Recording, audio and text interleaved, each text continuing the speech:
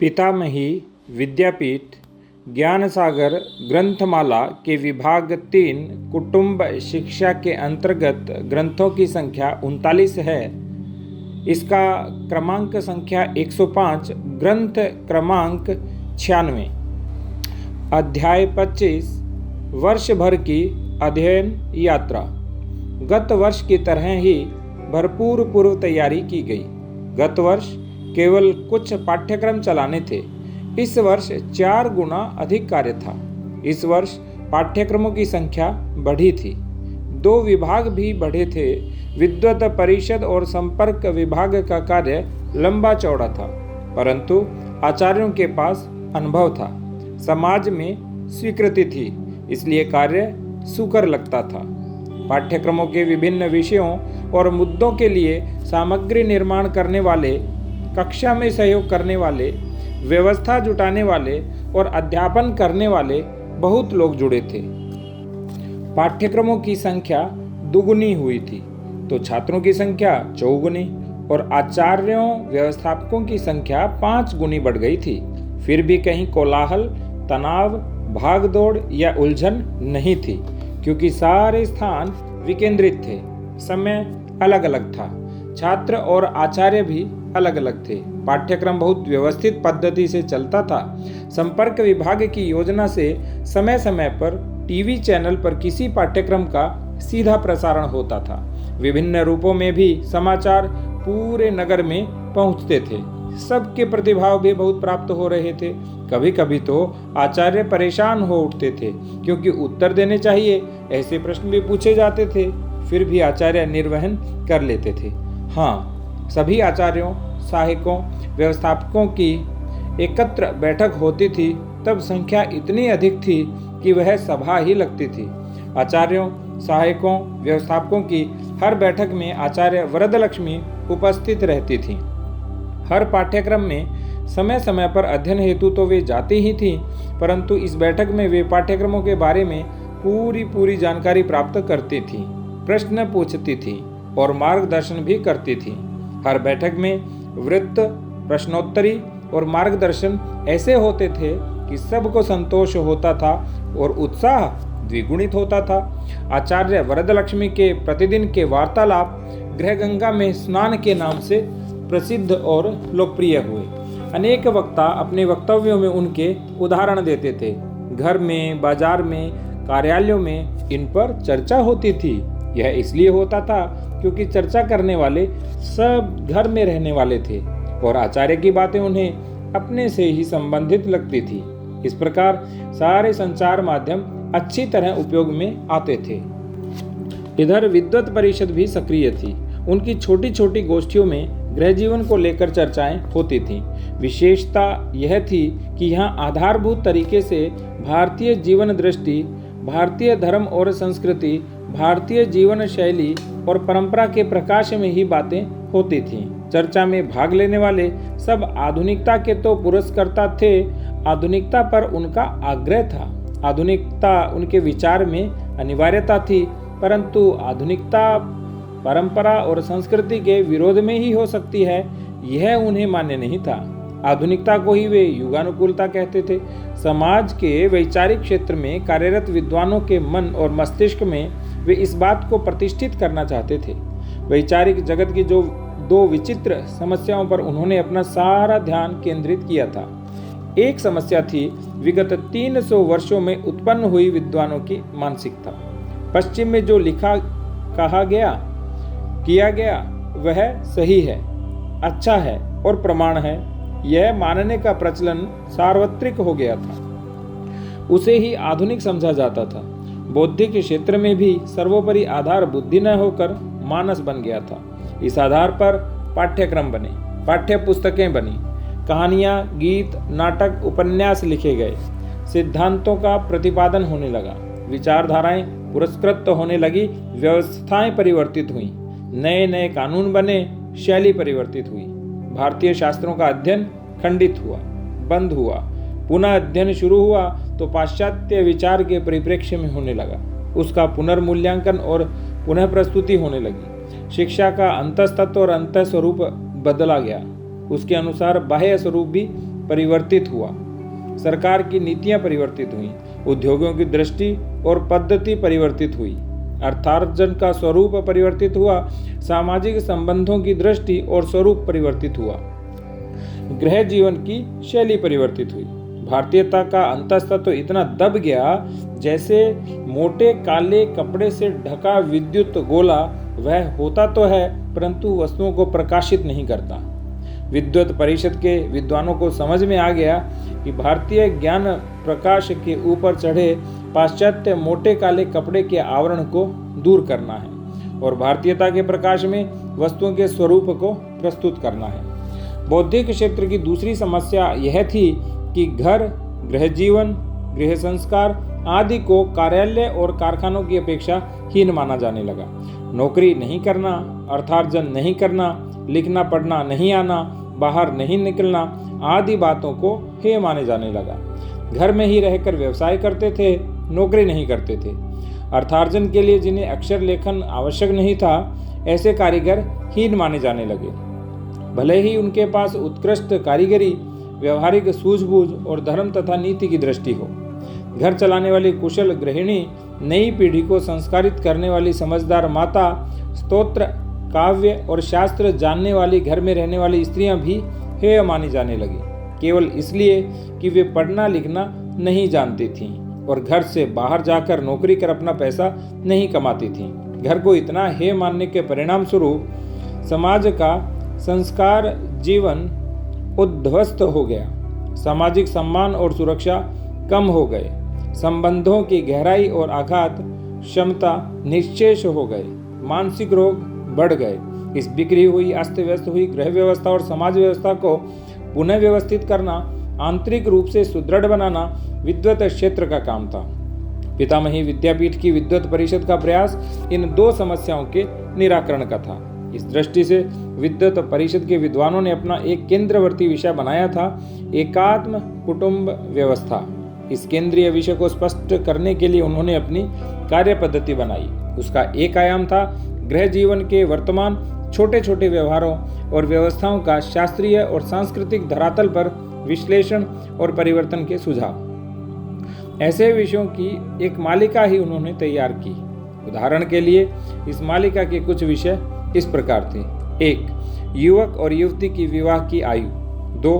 घर की रसोई में उपयोग में लाए जाने वाले यंत्र। 3. प्रसूति और बालक का जन्म। 4. कुटुंब कैसा हो, पितृसत्तात्मक, मातृसत्तात्मक या उभय सत्तात्मक। 5. अर्थार्जन और अर्थ विनियोग। 6. स्त्री पुरुष विमर्श। 7. सुख, स्वास्थ्य, संस्कार, कुशलता और ज्ञान का मेल। 8. पूर्व और पश्चिम, परंपरा और आधुनिकता। 9. वर्तमान समय का वानप्रस्थाश्रम। इस मालिका में अन्य बहुत सारे विषय थे। इन विषयों पर चर्चा होनी थी, लेख लिखे जाते थे और प्रसारित किए जाते थे। इन सभी गतिविधियों का लक्ष्य बौद्धिक क्षेत्र में प्रस्थापित होने का नहीं, अपितु समाज मानस परिवर्तन करने का था। समस्या सबसे पहले मानसिक थी, बाद में बौद्धिक थी। उसमें से अव्यवस्था और अनवस्था का निर्माण हो रहा था, इसलिए व्यवस्था परिवर्तन का आग्रह मानसिक और बौद्धिक धरातल पर किया जाता था। हीनता बोध से मुक्ति यह प्रथम लक्ष्य था। विद्वत परिषद का जो कार्य था उसका प्रसार देश भर में करने का काम संपर्क विभाग करता था। उनका उद्देश्य देश के सर्वमान्य लोगों से पहले मूर्धन्य विद्वानों को इस विचार क्षेत्र और विचार पद्धति की ओर आकृष्ट करने का था। इसलिए संपर्क विभाग ऐसे विद्वानों की जानकारी प्राप्त कर लेता था, उन्हें पितामही विद्यापीठ के बारे में बताता था, विद्वत परिषद के मुख्य मुद्दों और दृष्टिकोण से अवगत कराता था और वर्ष के अंत में होने वाली विद्वत गोष्ठी में सहभागी बन सकें ऐसे विद्वानों को चिन्हित भी करता था। उनका अधिक परिचय भी प्राप्त करता था, उनसे बातचीत भी करता था। इन सब कार्यों में अग्रसर और मार्गदर्शक थी डॉक्टर रजनी शर्मा। वह थी तो संपर्क विभाग की सह संयोजक, परंतु उनकी रुचि थी विद्वत परिषद की गतिविधियों में। अपनी प्रतिभा और प्रभाव से विद्वत परिषद की विशेष दृष्टि को भारत के मूर्धन्य विद्वानों तक पहुंचाने में वह यशस्वी बन रही थी। संपर्क विभाग के युवा कार्यकर्ता भी उनके मार्गदर्शन में कार्य करने में आनंद लेते थे। रजनी जी संचार माध्यमों से भी अधिक जीवंत संपर्क की पुरस्कर्ता अर्थात समर्थक थी, तो भी संचार माध्यमों की ओर आकर्षित युवा पीढ़ी रजनी जी से भी अत्यधिक प्रभावित हुई थी। वह भी रजनी जी के जीवंत संपर्क का ही परिणाम था। संपर्क विभाग ने तो पूरी हलचल मचा दी थी। पूरे नगर में पितामही विद्यापीठ का नाम प्रसिद्ध हो गया था। प्रतिदिन का व्हाट्सएप और टीवी चैनल का पत्र और वक्तव्य, पाठ्यक्रमों का सीधा प्रसारण, कार्यक्रमों की सूचना आदि की निरंतरता के कारण लोगों की कल्पना में विद्यापीठ बना रहता था। लोगों की चर्चा में भी वह बना रहता था। किसी के भी घर अन्य नगर से कोई अतिथि आते थे तो वे पितामही विद्यापीठ की बात अवश्य सुनते थे। शिशु संगोपन, वर वधू चयन, वानप्रस्थाश्रम, रमणीय वृद्धावस्था आदि ऐसे विषय थे जिनके बारे में बाहर से आने वाले लोगों को कुछ नया ही सुनने को मिलता था। इस प्रकार विद्यापीठ के समाचार देश के अन्य भागों में भी पहुंचते थे। व्हाट्सएप, ट्विटर हैंडल, फेसबुक आदि तो थे ही, देश में भी अन्य स्थानों पर विद्यापीठ की चर्चा होने लगी। अनेक वक्ता अपने भाषणों में इसका उल्लेख करने लगे। इधर पाठ्यक्रमों में छात्रों की संख्या बढ़ी थी। सबसे अधिक संख्या रमणीय वृद्धावस्था के पाठ्यक्रम में थी। इसमें जो वानप्रस्थ थे उनके लिए विद्यापीठ को बड़ी आशा थी, क्योंकि वे विद्यापीठ के सक्रिय कार्यकर्ता बनने की क्षमता रखते थे। लगभग 6 मास पूर्ण हुए। अब वर्ष के अंत में होने वाली विद्वत गोष्ठी की चर्चा शुरू हुई। आचार्य वरदलक्ष्मी ने कहा कि विद्वत गोष्ठी के आयोजन को लेकर एक बैठक बुलाई जाए। उसके अनुसार बैठक का आयोजन किया गया। इस बैठक में विद्वत परिषद के 15 सदस्य, आचार्य परिषद के 15 सदस्य, पाठ्यक्रम के संचालक 10 की संख्या में और संपर्क विभाग के 10 सदस्यों को निमंत्रित किया गया था। आचार्य वरदलक्ष्मी सहित कुल 51 कार्यकर्ता इस बैठक में उपस्थित हुए। बैठक शुरू हुई।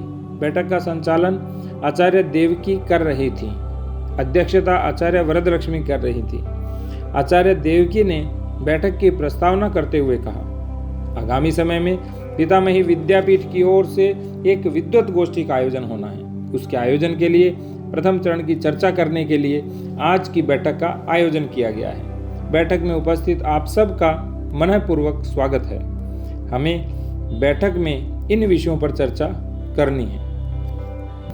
विद्वत गोष्ठी का विषय और उपविषय कैसे होंगे, उनमें विषय प्रस्तुति और चर्चा में सहभागी बनने के लिए हम किसे बुलाएंगे, बैठक की व्यवस्था के संबंध में हमारी विशेषताएं क्या होंगी, बैठक की तैयारी हम किस प्रकार करें। सबसे पहले हम विषय, उपविषय, वक्ता, सहभागिता आदि के बारे में बात करेंगे, क्योंकि यह निश्चित होने के बाद हम शेष 2 बिंदुओं की चर्चा ठीक तरह से कर पाएंगे। आप एक के बाद एक अपना विचार बनाते जाएं। मैं आचार्य अंकिता वर्मा से कहूंगी कि वे नोट करती जाएं। इसके बाद सबकी ओर से जो अभिप्राय आए वे इस प्रकार थे। 1. गोष्ठी में देश के सभी राज्यों से विद्वानों को आमंत्रित करना चाहिए। राज्यों के अनुसार संख्या निश्चित करनी चाहिए। अभी देश में 27 राज्य और 8 केंद्र शासित प्रदेश हैं। कुल 35 हुए। हर एक राज्य से 5 की संख्या अपेक्षित माननी चाहिए। इस प्रकार 175 संख्या हुई। मध्य प्रदेश, राजस्थान, उत्तर प्रदेश जैसे राज्यों से 5 से अधिक संख्या हो सकती है, तो लेह लद्दाख, गोवा, छत्तीसगढ़ आदि से 5 से कम भी हो सकती है। इसके अतिरिक्त किसी राज्य के प्रतिनिधि के रूप में नहीं, अपितु देश भर में जिनकी ख्याति है, जो विशेष चिंतन, विशेष प्रयोग कर रहे हैं, ऐसे लोगों को आमंत्रित करना चाहिए। इनकी संख्या 25 के लगभग हो सकती है। 2. जिन्हें भी आमंत्रित करेंगे उनके बारे में ठीक से जानकारी पूर्व में ही प्राप्त कर लेनी चाहिए। उनकी दृष्टि, उनके विचार, उनका कार्य, उनकी नया विषय ग्रहण करने की क्षमता आदि के बारे में पूर्व में ही जानना चाहिए। ऐसा करने से उनकी सार्थक सहभागिता हो सकेगी। इस दृष्टि में उनके लेख, पुस्तकें, कार्यक्रमों में वक्तव्य, प्रयोग आदि प्राप्त करने चाहिए। प्रतिभागियों का चयन ध्यान देकर करना चाहिए। सबकी जानकारी प्राप्त करने के बाद हमें चयन करने के लिए बैठना चाहिए। चयनित लोगों को आदरपूर्वक निमंत्रित करना चाहिए। 3. गोष्ठी के विषय के बारे में इतने सुझाव आए। 1. पितामही विद्यापीठ संकल्पना एवं स्वरूप। 2. आजीवन शिक्षा और कुटुंब। 3. शिक्षा की समग्रता और विद्यालय और घर का समन्वय। 4. 21वीं शताब्दी में भारतीय शिक्षा की व्यवस्था। 5. आज हमें कैसे विश्वविद्यालय की आवश्यकता है। 6. कुटुंब शिक्षा और कुटुंब में शिक्षा। 7. संस्कृति की रक्षा का केंद्र घर। 8. भारतीय कुटुंब व्यवस्था और शिक्षा। चौथा विषय, गोष्ठी 4 दिन की रखनी चाहिए। प्रतिभागियों को गोष्ठी प्रारंभ होने की पूर्व संध्या तक पहुंचना चाहिए। पूर्ण होने के बाद दूसरे दिन जाना चाहिए। यदि उनकी यात्रा रात्रि की है तो प्रातः पहुंच सकते हैं और रात्रि में जा सकते हैं। आने वाले को पूर्ण आराम की मानसिकता से आना चाहिए। 5. हम हरेक को नगर के एक एक घर का अतिथि बनाएंगे। घर में उन्हें अतिथि सत्कार प्राप्त होगा। 6. गोष्ठी की दिनचर्या में प्रातः अग्निहोत्र अवश्य होगा, जो हर घर में किया जाएगा। इसके अतिरिक्त वे घर के प्रातः पूजा आदि में सहभागी होंगे। 7. गोष्ठी के स्थान की व्यवस्था में प्लास्टिक, पॉलिएस्टर ऐसी वस्तुओं का प्रयोग नहीं होगा। वक्ता भी बैठकर बोलेंगे। सभागृह और व्यासपीठ की रचना उसी प्रकार से होगी। 8. गोष्ठी के स्थान पर की पूर्ण व्यवस्था युवा छात्र करेंगे। वे विषय भी सुन सकें, यह देखा जाएगा। 9. सभी विद्वानों का स्वागत सत्कार और विदाई मानपूर्ण भारतीय पद्धति से किया जाएगा। 10. पूर्ण गोष्ठी का सीधा प्रसारण भी किया जाएगा। 11. पितामही विद्यापीठ के कार्य का परिचय देने वाली एक प्रदर्शनी तैयार की जाएगी। उसे देखने के लिए और उसके संबंध में चर्चा के लिए विशेष समय और व्यक्ति भी उपलब्ध कराए जाएंगे। इस प्रकार विभिन्न सुझाव आए। अंत में आचार्य वरदलक्ष्मी ने समापन करते हुए कहा कि इन सुझावों के अनुसार ही गोष्ठी का आयोजन किया जाएगा, क्योंकि वे सारे सुझाव विद्यापीठ की विचारधारा के अनुरूप ही हैं। इस बैठक के बाद हम 2 बातें निश्चित कर सकते हैं। आचार्य देवकी गोष्ठी की संयोजक रहेंगी और बहन रजनी शर्मा सह संयोजक। वे दोनों मिलकर आप सबके सहयोग से गोष्ठी का पूर्ण आयोजन करेंगी। वे दोनों इतनी सक्षम हैं और आप सब इतने प्राणवान हैं कि गोष्ठी यशस्वी होने में मुझे लेश मात्र संदेह नहीं है। पितामही विद्यापीठ का उद्देश्य है कि विद्या केंद्रों की शिक्षा के साथ कुटुंब शिक्षा को भी महत्व दिया जाए। कुटुंब को समाज व्यवस्था की लघुतम इकाई के रूप में मान्यता प्राप्त हो। कुटुंब को धर्म और संस्कृति का केंद्र बनाया जाए और विद्यापीठ को एक भारतीय विद्यापीठ के आदर्श नमूने के रूप में विकसित किया जाए। इस गोष्ठी के इन उद्देश्यों को हम संपूर्ण देश के विद्वत क्षेत्र के समक्ष ले जा सकेंगे और बड़ी यशस्वी पद्धति से ले जा सकेंगे, इसमें मुझे कोई संदेह नहीं है। हम सब के प्रयासों को परमात्मा अवश्य यशस्वी बनाएंगे। परमात्मा के श्री चरणों में इसी प्रार्थना के साथ हम बैठक समाप्त करेंगे। हरि ओम। बैठक समाप्त हुई। उपस्थित सभी ने आचार्य देवकी और डॉक्टर रजनी शर्मा को बधाई दी, अपने सहयोग के बारे में निश्चित किया और सभा विसर्जित हुई। दूसरे ही दिन से आचार्य देवकी और रजनी शर्मा तैयारी में जुट गए। उन्होंने पहला काम किया व्यवस्था प्रमुख और सह प्रमुख निश्चित करने का। स्वाभाविक ही यह कार्य संपर्क विभाग का था। रजनी जी संपर्क विभाग के सभी कार्यकर्ताओं को अच्छी तरह जानती थी, अतः प्रमुख और सह प्रमुख निश्चित करना उनके लिए कोई कठिन काम नहीं था। आचार्य देवकी और रजनी जी ने दोनों के साथ बैठक कर व्यवस्था के बारे में प्राथमिक स्वरूप की बातें कर ली और व्यवस्था प्रमुख और सह प्रमुख अपनी टोली जुटाने और योजना बनाने के काम में जुट गए।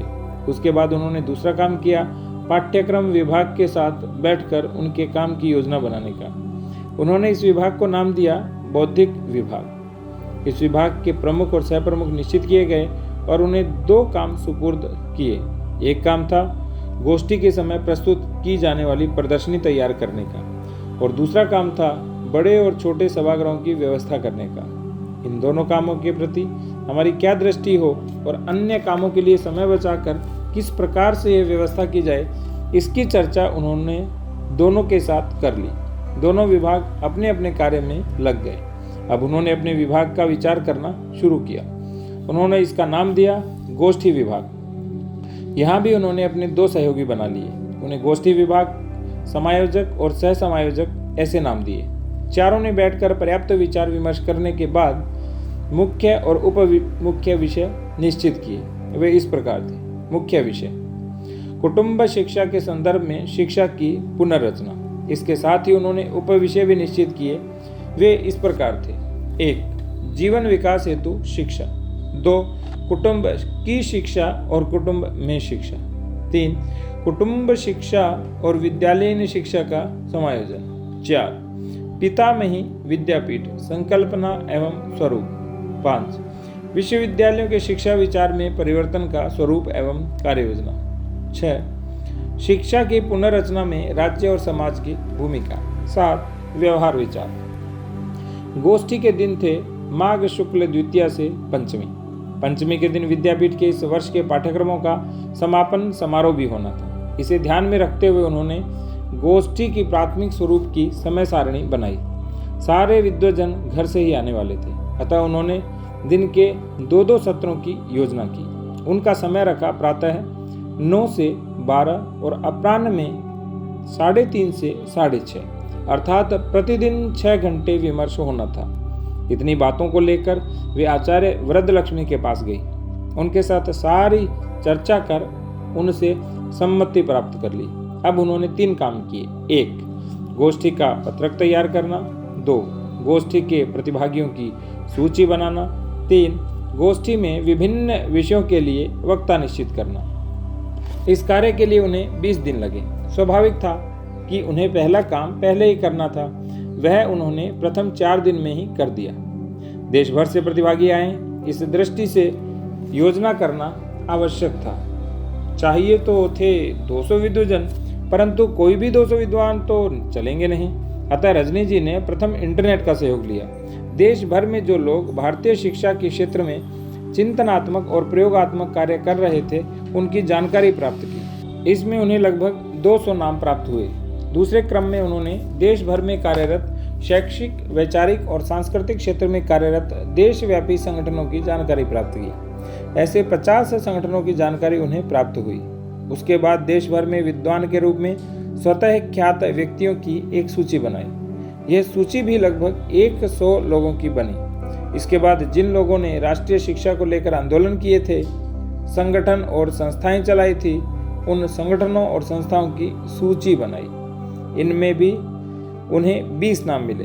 वर्तमान में धार्मिक आंदोलन चलाने वाले मिशन भी थे, उन्होंने इसकी भी सूची बनाई। इनकी संख्या लगभग 50 हुई। उसके बाद उन्होंने गोष्ठी का पत्रक सार्वजनिक किया और ऐसे लोगों का आह्वान किया जो विद्वता के किसी भी क्षेत्र से जुड़े नहीं थे, परंतु शिक्षा और संस्कार के विषय में रुचि रखते थे, कुछ करना चाहते थे और बहुत चिंतित थे। इस कृति के प्रतिसाद रूप लगभग 17 नाम प्राप्त हुए। इस प्रकार उनके पास लगभग 800 की सूची बन गई, जिससे उन्हें 200 लोग चाहिए थे, वे भी हर राज्य से। जब उन्होंने बहुत सावधानी पूर्वक नामों पर विचार करना शुरू किया, सबसे प्रथम था देश भर में चिंतन और प्रयोग करने वाले व्यक्ति। उन्होंने उनसे संपर्क स्थापित किया, उनसे बातें की, उनकी सारी जानकारी प्राप्त की, उसका विश्लेषण किया। संपर्क विभाग के समझदार लोगों को उनकी प्रत्यक्ष भेंट करने हेतु भेजा। उनके बारे में अन्य लोगों का क्या अभिप्राय था, यह जानने का प्रयास किया और अंत में 25 नामों का चयन किया। इसी प्रकार से संपर्क, जानकारी, बातचीत, प्रत्यक्ष भेंट आदि उपायों को करते हुए दोनों ने 300 लोगों की सूची बना ली। इसमें सभी राज्यों की सहभागिता हो, यह भी सुनिश्चित कर लिया। वक्ताओं का चयन करना कठिन काम था। आचार्य देवकी और रजनी शर्मा ऐसे विद्वानों से परिचित थी। उनके साथ इससे पूर्व भी उनका संपर्क हुआ था और देश में उनकी ख्याति तो थी ही। प्रश्न केवल उनकी सहमति और उपलब्धि का था। दोनों ने कुशलतापूर्वक उनसे संपर्क किया और उनकी उपस्थिति सुनिश्चित कर ली। साथ ही साथ प्रतिभागियों की भी निश्चिति उन्होंने कर ली। यह सब करने में उनका 1.5 मास का समय व्यतीत हुआ। अब उनका काम था समय समय पर वक्ताओं और प्रतिभागियों को आवश्यक जानकारी देना, उनसे जो भी अपेक्षित कार्य था उसकी सिद्धता करवा लेना, उनका परिचय प्राप्त करना और उनका गमन और आगमन सुनिश्चित कर लेना। संपर्क विभाग की सहायता से यह कार्य ठीक चलने लगा। नगर जन को गोष्ठी के आयोजन से अवगत रखने का और व्यवस्था में उनकी सहभागिता सुनिश्चित करने का कार्य संपर्क विभाग कर ही रहा था। कुलपति जी, आचार्य परिषद और पाठ्यक्रम विभाग को सारी गतिविधियों से अवगत रखने का और उनसे सुझाव और मार्गदर्शन प्राप्त करने का काम ये दोनों दक्षतापूर्वक कर रही थी। अब उन्होंने पाठ्यक्रम विभाग के साथ बैठक कर प्रदर्शनों के बारे में सारी बातें निश्चित कर ली। साथ ही सत्रों का संचालन, परिचय, प्रस्तावना, गीत, धन्यवाद ज्ञापन, भेंट सामग्री, सुशोभन सामग्री, सभा कक्षों में बैठक व्यवस्था आदि सारी छोटी बड़ी महत्वपूर्ण बातों का नियोजन कर लिया। आचार्य देवकी, रजनी मिश्रा और उनके सहायक उत्साह से इतने परिपूर्ण थे कि उन्होंने सारे वातावरण को उत्साहपूर्ण बना दिया। सब सक्रिय हो गए थे। पाठ्यक्रम तो अपनी गति से चल ही रहे थे, परंतु युवा और वृद्ध सभी छात्र गोष्ठी के लिए उत्साहित थे। इस प्रकार 10 दिन पूर्व सारी तैयारी पूर्ण हो गई। गोष्ठी के साथ ही इस वर्ष के पाठ्यक्रमों का समापन समारोह भी होना था। उस समारोह की भी तैयारियां हो गई। आचार्य देवकी और रजनी शर्मा ने आचार्य वरदलक्ष्मी के समक्ष सारा नियोजन रखा, सारी जानकारी दी और सारी व्यवस्थाओं के बारे में बताया। आचार्य वरदलक्ष्मी भी बहुत संतुष्ट हुई। उन्होंने दोनों की प्रशंसा की और अपनी ओर से 1-2 सुझाव भी दिए। इसके बाद तैयारी में जुटे सभी कार्यकर्ताओं की बैठक हुई। इस बैठक में आचार्य वरदलक्ष्मी ने सभी की सिद्धता, मानसिकता, क्षमता और तत्परता का अनुमान लगा लिया और गोष्ठी अच्छी होगी इसका विश्वास उन्हें हो गया। सभी को शाबाशी देते हुए उन्होंने अब थोड़ा शांत होकर अपनी अपनी तैयारी का पुनरावलोकन करने का परामर्श दिया। सभी ने ऐसा किया और उन्हें समझ में आया कि आचार्य वरदलक्ष्मी ने ऐसा क्यों कहा। छोटी छोटी त्रुटियां भी अब निकल गई और सब गोष्ठी के लिए सज्ज बन गए। गोष्ठी शुरू होने से पूर्व पत्रकार वार्ता का आयोजन किया गया था। आकाशवाणी, टीवी के विभिन्न चैनल, कुछ पत्रिकाओं और सारे समाचार पत्रों के पत्रकार इस वार्ता में उपस्थित हुए थे। उन्हें गोष्ठी के बारे में जानकारी लिखित स्वरूप में दी गई थी। अब आचार्य देवकी ने गोष्ठी के विषय और आयोजन के संबंध में संक्षेप में जानकारी दी। साथ ही आचार्य देवकी ने गोष्ठी के बारे में संक्षेप के बारे में जानकारी दी। ये समाचार नगर से बाहर बहुत व्यापक क्षेत्र में पहुंचने वाले थे। इस बात से भी सारे कार्यकर्ता प्रसन्न थे। गोष्ठी की पूर्व संध्या तक अपेक्षित सारे प्रतिभागी और वक्ता विद्वजन आ पहुंचे। दिन भर उनके आने का क्रम बना रहा। निवास और भोजन की व्यवस्था घरों में ही की जाने वाली थी। यह तो पूर्व में ही जानते थे, परंतु उसका प्रत्यक्ष अनुभव होने पर वे सब विस्मय से भर गए। चिर परिचित की तरह ही घर के सभी सदस्यों ने उनका स्वागत किया। उन्हें अधिक विस्मय इस बात का हुआ कि घर के बच्चे भी उनके बारे में बहुत कुछ जानते थे और उनके कार्य के बारे में, विषय के बारे में, अध्ययन के बारे में उनसे बात करते थे। पितामही विद्यापीठ के बारे में भी बताते थे। इस प्रकार गोष्ठी के पूर्व दिन आगंतुकों की ओर से होने वाली तैयारी भी पूर्ण हो गई। कुल 229 विद्वजन पधारे थे। 6 नहीं आ पाए। उपस्थिति वास्तव में संतोषजनक थी। विद्वत गोष्ठी। गोष्ठी का प्रथम दिन प्रातः काल का समय। सुशोभित सभागृह में उत्तम आरामदायक बैठक पर प्रसन्न वातावरण में प्राणवान स्पंदनों में गोष्ठी का प्रारंभ हुआ। सबके सम उत्तम भारतीय वेश में पधारे थे, क्योंकि ऐसा निवेदन विद्यापीठ की ओर से किया गया था। सारी व्यवस्था भी भारतीय पद्धति की थी। रमणीय दृश्य, मधुर मंद सुगंध, सुखद स्पर्श, मधुर संगीत से वातावरण प्रसन्न और शांत था। ऐसे वातावरण में दीप प्रज्वलन, प्रार्थना, स्वागत, परिचय और प्रस्तावना हो जाने के बाद आचार्य वरदलक्ष्मी उद्घाटन भाषण के लिए प्रस्तुत हुई। अपने संक्षिप्त परंतु सारगर्भित भाषण में उन्होंने कहा, पितामही विद्यापीठ द्वारा आयोजित इस विद्वत गोष्ठी में देश भर से पधारे हुए सभी विद्वानों को मैं विद्यापीठ के समस्त कार्यकर्ताओं, छात्रों और आचार्यों के प्रतिनिधि के रूप में प्रणाम करती हूँ और स्वागत करती हूँ। पितामही विद्यापीठ के और इस गोष्ठी के आयोजन के निमित्त से मैं वर्तमान शिक्षा की कुछ मूल समस्याओं और उन हल के बारे में कुछ विचार प्रस्तुत कर रही हूँ। मेरे बिंदु ये हैं। वर्तमान शिक्षा के मंत्र, तंत्र और यंत्र अर्थात विचार, व्यवस्था और साधन भारतीय नहीं रह गए हैं। इसका कारण यह है कि वे सेमेटिक विचारधारा से पोषित हैं, जो भारत की शाश्वत विचारधारा के विपरीत है। इसके साथ जुड़ी विचित्र बात यह है कि हमें भारतीय विचारधारा की चाहत तो है, परंतु अज्ञान, अल्पज्ञान और विपरीत ज्ञान के कारण भारतीय विचारधारा को ठीक से प्रस्थापित नहीं कर पाते। भारतीय विचारधारा नष्ट नहीं हुई है, परंतु दोनों विचारधाराएं एक दूसरे में ऐसी उलझ गई हैं कि न हम पूरे सेमेटिक हैं न पूरे भारतीय। इस उलझी हुई स्थिति में हमारा सुख, शांति, आनंद, समृद्धि, संस्कार, संस्कृति, धर्म, ज्ञान या तो नष्ट हो रहे हैं नहीं तो दूषित। हमें इस सेमेटिक विचारधारा को समझकर भारतीय विचारधारा को उससे मुक्त कर, शुद्ध कर, हमारे विचार को, व्यवस्था को और साधनों को व्यवस्थित करना है। पितामही विद्यापीठ का यह परम उद्देश्य है। सेमेटिक विचारधारा से मुक्त होने के लिए हमें ठीक से अध्ययन करना होगा। अध्ययन आज भी हो रहा है। बड़े बड़े अनुसंधान के प्रकल्प चल रहे हैं। पीएचडी, डीलिट जैसी पदवियां भी दी जा रही हैं। अनुसंधान की संस्थाएं चल रही हैं। शोध पत्रिकाएं प्रकाशित हो रही हैं। शोध पत्रों को पदोन्नति के लिए अनिवार्य बनाया जा रहा है, परंतु इसका विपरीत परिणाम हो रहा है। इसका कारण यह है कि हम समस्या के मूल में नहीं जाते।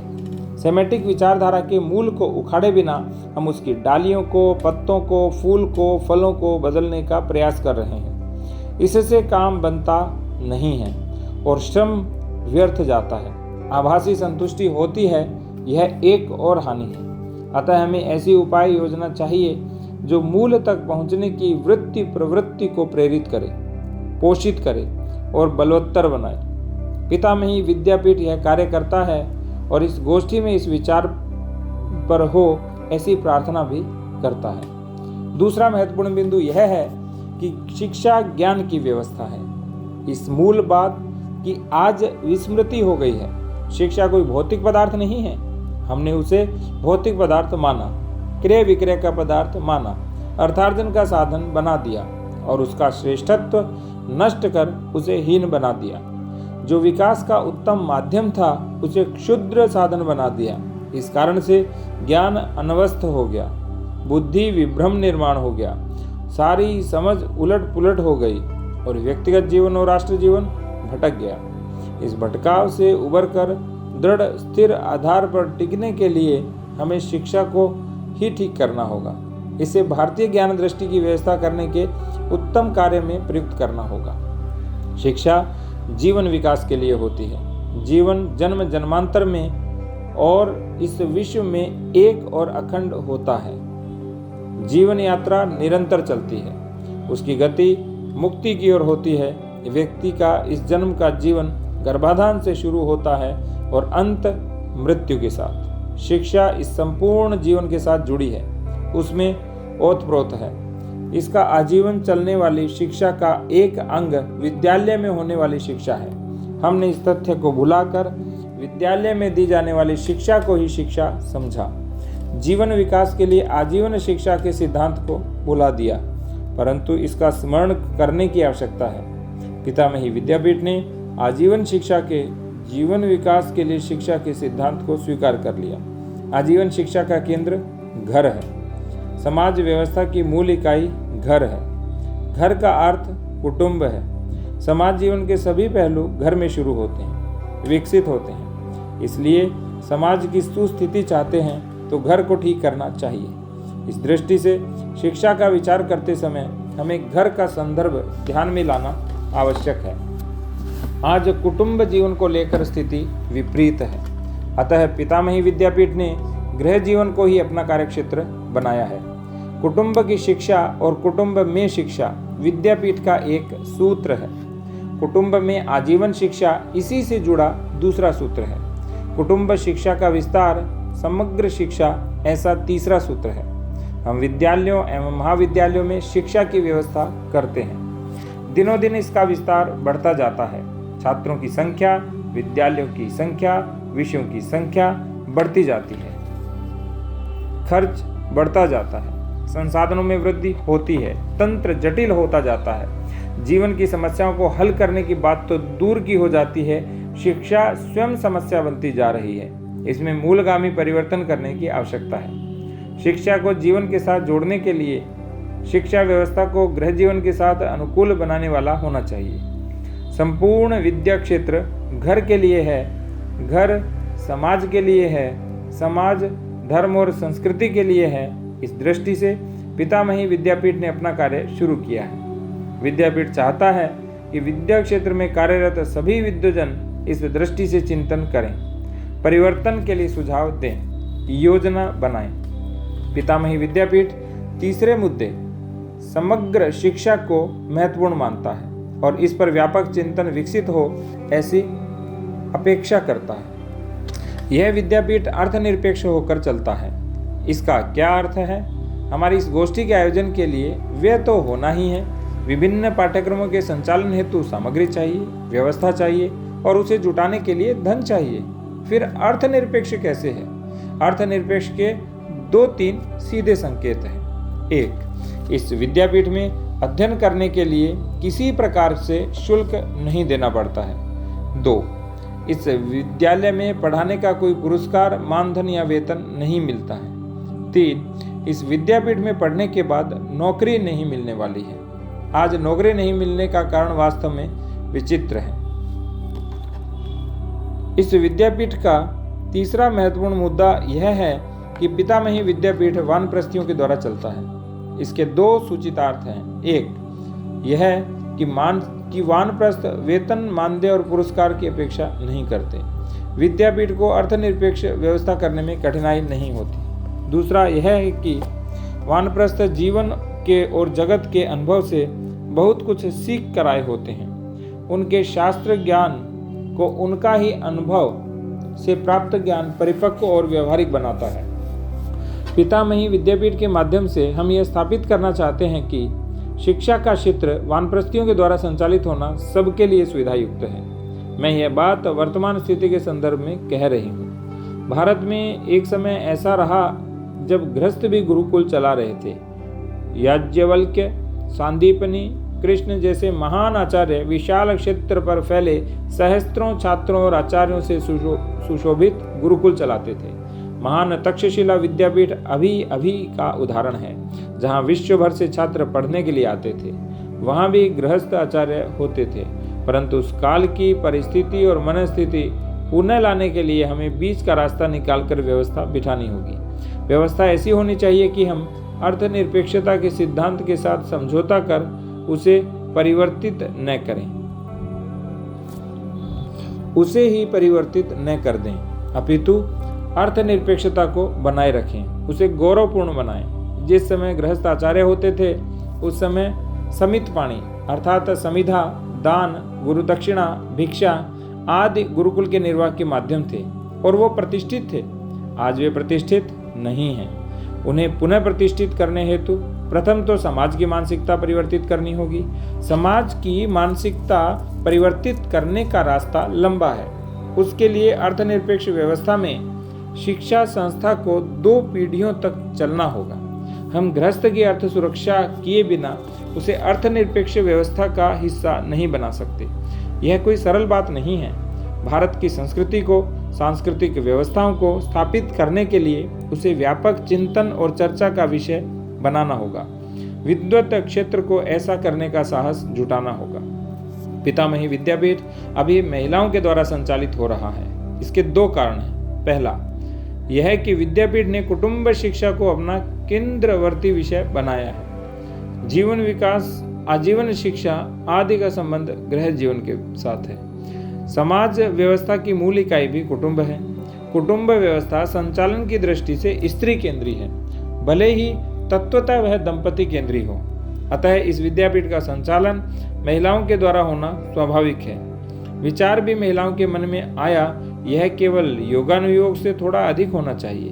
परंतु महत्वपूर्ण बात यह है कि महिलाओं के द्वारा शुरू हुआ और उनके द्वारा संचालित यह विद्यापीठ केवल महिलाओं के लिए नहीं है और महिलाओं तक सीमित नहीं है, न होना चाहिए। आप देख ही रहे हैं कि यहाँ छात्र के रूप में, वक्ताओं के रूप में, कार्यकर्ताओं के रूप में पुरुष सहभागी हुए ही हैं। इस गोष्ठी में भी पुरुष बराबरी में ही सहभागी हुए हैं। हमारा समाज स्त्री के अथवा पुरुष के वर्चस्व से नहीं चलता। न बराबरी करने की भाषा यहाँ बोली जाती है, न बराबरी का भाव यहाँ पनपने दिया जाता है। भारतीय समाज समरसता के आधार पर चलता है।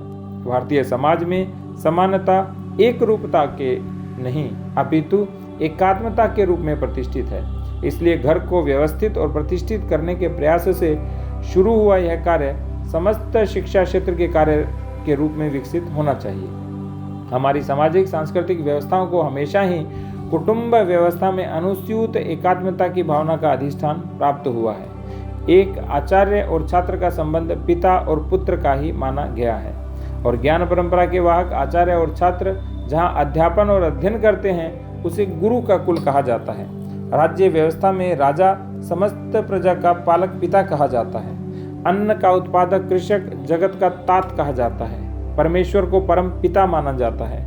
शंकर और पार्वती को जगतः पितरौ कहा जाता है। गीता में कृष्ण की स्तुति करते हुए विश्व रूप दर्शन अध्याय में अर्जुन पितासि लोकस्य चराचरस्य अर्थात तुम चराचर लोक के पिता हो कहते हैं। यह एकात्मता के भाव को संपूर्ण व्यवस्था में अनुस्यूत किए बिना ज्ञान क्षेत्र भारतीय कैसे हो सकता है। इस सूत्र को हमें ठीक से समझना होगा, इसकी ठीक से व्याख्या करनी होगी। इसके आधार पर शिक्षा क्षेत्र की व्यवस्थाओं का विश्लेषण करना होगा, व्यवस्था की पुनर्रचना की कल्पना करनी होगी, अच्छी तरह से विचार कर प्रयोग करने होंगे। इस गोष्ठी की व्यवस्था का निरीक्षण और कुछ अनुभव आपने भी किया होगा, आगामी 4 दिन में और भी करेंगे। हमने संपूर्ण समाज को विद्यापीठ के साथ जोड़ने का प्रयास किया है। हमने हमारा कार्यक्षेत्र भारत को नहीं बताया, इस नगर को ही बताया है, ताकि सामाजिक चेतना का केंद्र बनने का प्रयोग हम सरलतापूर्वक कर सकें। 3 वर्षों में हमने समाज के साथ समरसता बनाई है। परिणाम स्वरूप समाज विद्यापीठ के प्रयासों से न केवल लाभान्वित हुआ है, विद्यापीठ के कार्य में सहभागी भी हुआ है। भारत की किसी भी शिक्षा संस्था से यही अपेक्षित है। यहाँ मैंने मुख्य सूत्रों की बात की है। इस गोष्ठी के माध्यम से हम कुछ निवेदन करना चाहते हैं। पहला तो यह कि भारतीय दर्शन, धर्म और संस्कृति के मूल सूत्रों को ज्ञानात्मक दृष्टि से हम अपने सारे शैक्षिक चिंतन में विभिन्न विषयों के सिद्धांतों और विचारधाराओं में व्यक्त करें। सेमेटिक विचारधारा को हटाकर भारतीय विचारधारा को अपनाकर हमारे ज्ञान क्षेत्र को भारतीय बनाएं। हमारे विद्यापीठों में, विश्वविद्यालयों में शोध और अनुसंधान का कार्य चल रहा है, उसे अंदर से परिष्कृत करें और बाहर से सुरक्षित करें। दूसरी आवश्यकता है हमारी व्यवस्थाओं को आत्मनिर्भर और समाज निर्भर बनाएं। समाज को इसके लिए प्रेरित करें। राज्य और समाज का मार्गदर्शन करने का ज्ञानात्मक और मानसिक सामर्थ्य जुटाएं। घर में जिस प्रकार गृहिणी यह कार्य करती है उस प्रकार समाज में यह कार्य शिक्षा संस्था करें, तभी भारत अपनी स्वाभाविक सत्ता को प्राप्त करेगा। आने वाले 4 दिनों में हम इन्हीं विषयों पर विचार विमर्श करने वाले हैं। देश में विभिन्न क्षेत्रों में आज अनेक प्रकार से भारतीयता के प्रयोग हो रहे हैं, चिंतन चल रहा है। ऐसे सभी महानुभावों को हमने इस गोष्ठी में आमंत्रित किया है। देश में अनेक विद्वान ज्ञान यज्ञ कर रहे हैं, अनेक जिज्ञासु और तत्पर लोग हैं। ये सब समान धर्मा लोग हैं। यह गोष्ठी ऐसे समान धर्मा लोगों का संगम है। हमारी चर्चा से विचार परिष्कृत होंगे, समृद्ध होंगे, समर्थ होंगे। ज्ञान का सामर्थ्य बढ़ेगा तो अन्य क्षेत्रों में भी शुद्धि आएगी। भगवान ने कहा है कि ज्ञानाग्नि सर्वकर्माणि भस्मसात कुरुते अर्जुन, अर्थात ज्ञान की ही ऐसी अग्नि है जो सभी अशुद्धियों को जलाकर पदार्थ को शुद्ध करती है। ऐसी ज्ञान साधना करने के लिए, ज्ञान यज्ञ करने के लिए हम यहाँ एकत्र हुए हैं। मैं पुनः आप सबका स्वागत करती हूँ और हमें अपने कार्य में यश प्राप्त हो, ऐसी परमात्मा के श्री चरणों में प्रार्थना कर मेरी वाणी को विराम देती हूँ। नमस्कार। आचार्य वरदलक्ष्मी का भाषण पूर्ण हुआ। श्रोतागण स्तब्ध थे। विषय की गंभीरता और व्याप्ति उनके लिए विस्मयकारक थी। श्रोताओं में लगभग सभी उच्च विद्या विभूषित थे, अध्ययन और अनुसंधान का बहुत अनुभव रखते थे और संगठनों में वरिष्ठ पदाधिकारी थे। शास्त्रों के ज्ञाता थे, परंतु आचार्य वरदलक्ष्मी ने तत्व के आधार पर जो व्यवहारिक बातें प्रस्तुत की थीं उस पर बहुत ही कम विचार किया था। कुछ लोगों को इसका मूल कारण समझ में आ रहा था। ब्रिटिश शासन के समय शिक्षा का प्रशासन और आर्थिक ढांचा बना था, उसे उन्होंने विचार में नहीं लिया।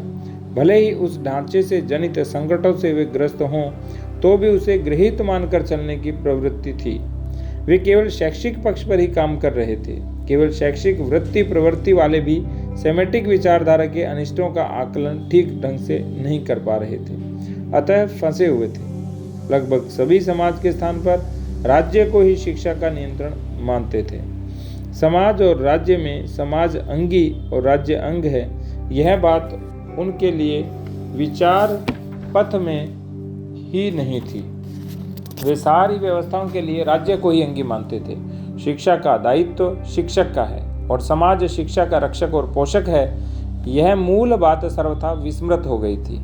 राज्य शिक्षा का नियोजक है और शिक्षक तंत्र में अपने आप को समायोजित करता है, ऐसी धारणा प्रस्थापित थी। इसके लिए आचार्य वरदलक्ष्मी की बातें सुनकर स्तब्ध रह गए। उन्हें पचाने के लिए कुछ समय और कुछ प्रयास की आवश्यकता थी। 4 दिन में सबको कुछ समझ में आएगा, ऐसी आचार्य वरदलक्ष्मी को विश्वास था। वे आश्वस्त थी, उन्हें कोई चिंता नहीं थी। गोष्ठी के 4 दिनों में कुल 8 सत्र थे।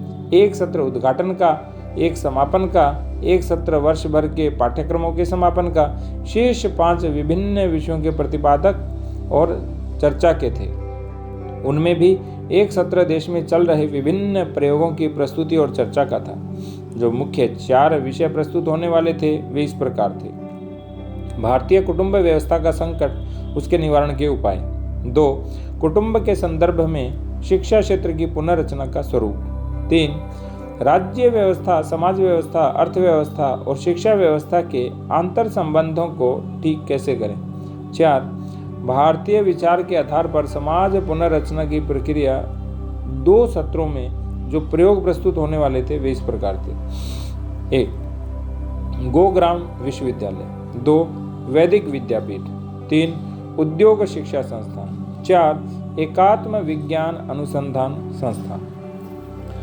भारतीय कुटुंब व्यवस्था पर छाए संकटों का मूल स्वरूप और निवारण। डॉक्टर मोहन त्रिपाठी एक अध्ययनशील व्यक्ति थे, मौलिक चिंतक थे, व्यवहार के साथ जोड़कर तत्वों के बारे में विचार करते थे, परिस्थिति और मनस्थिति का विश्लेषण करते थे।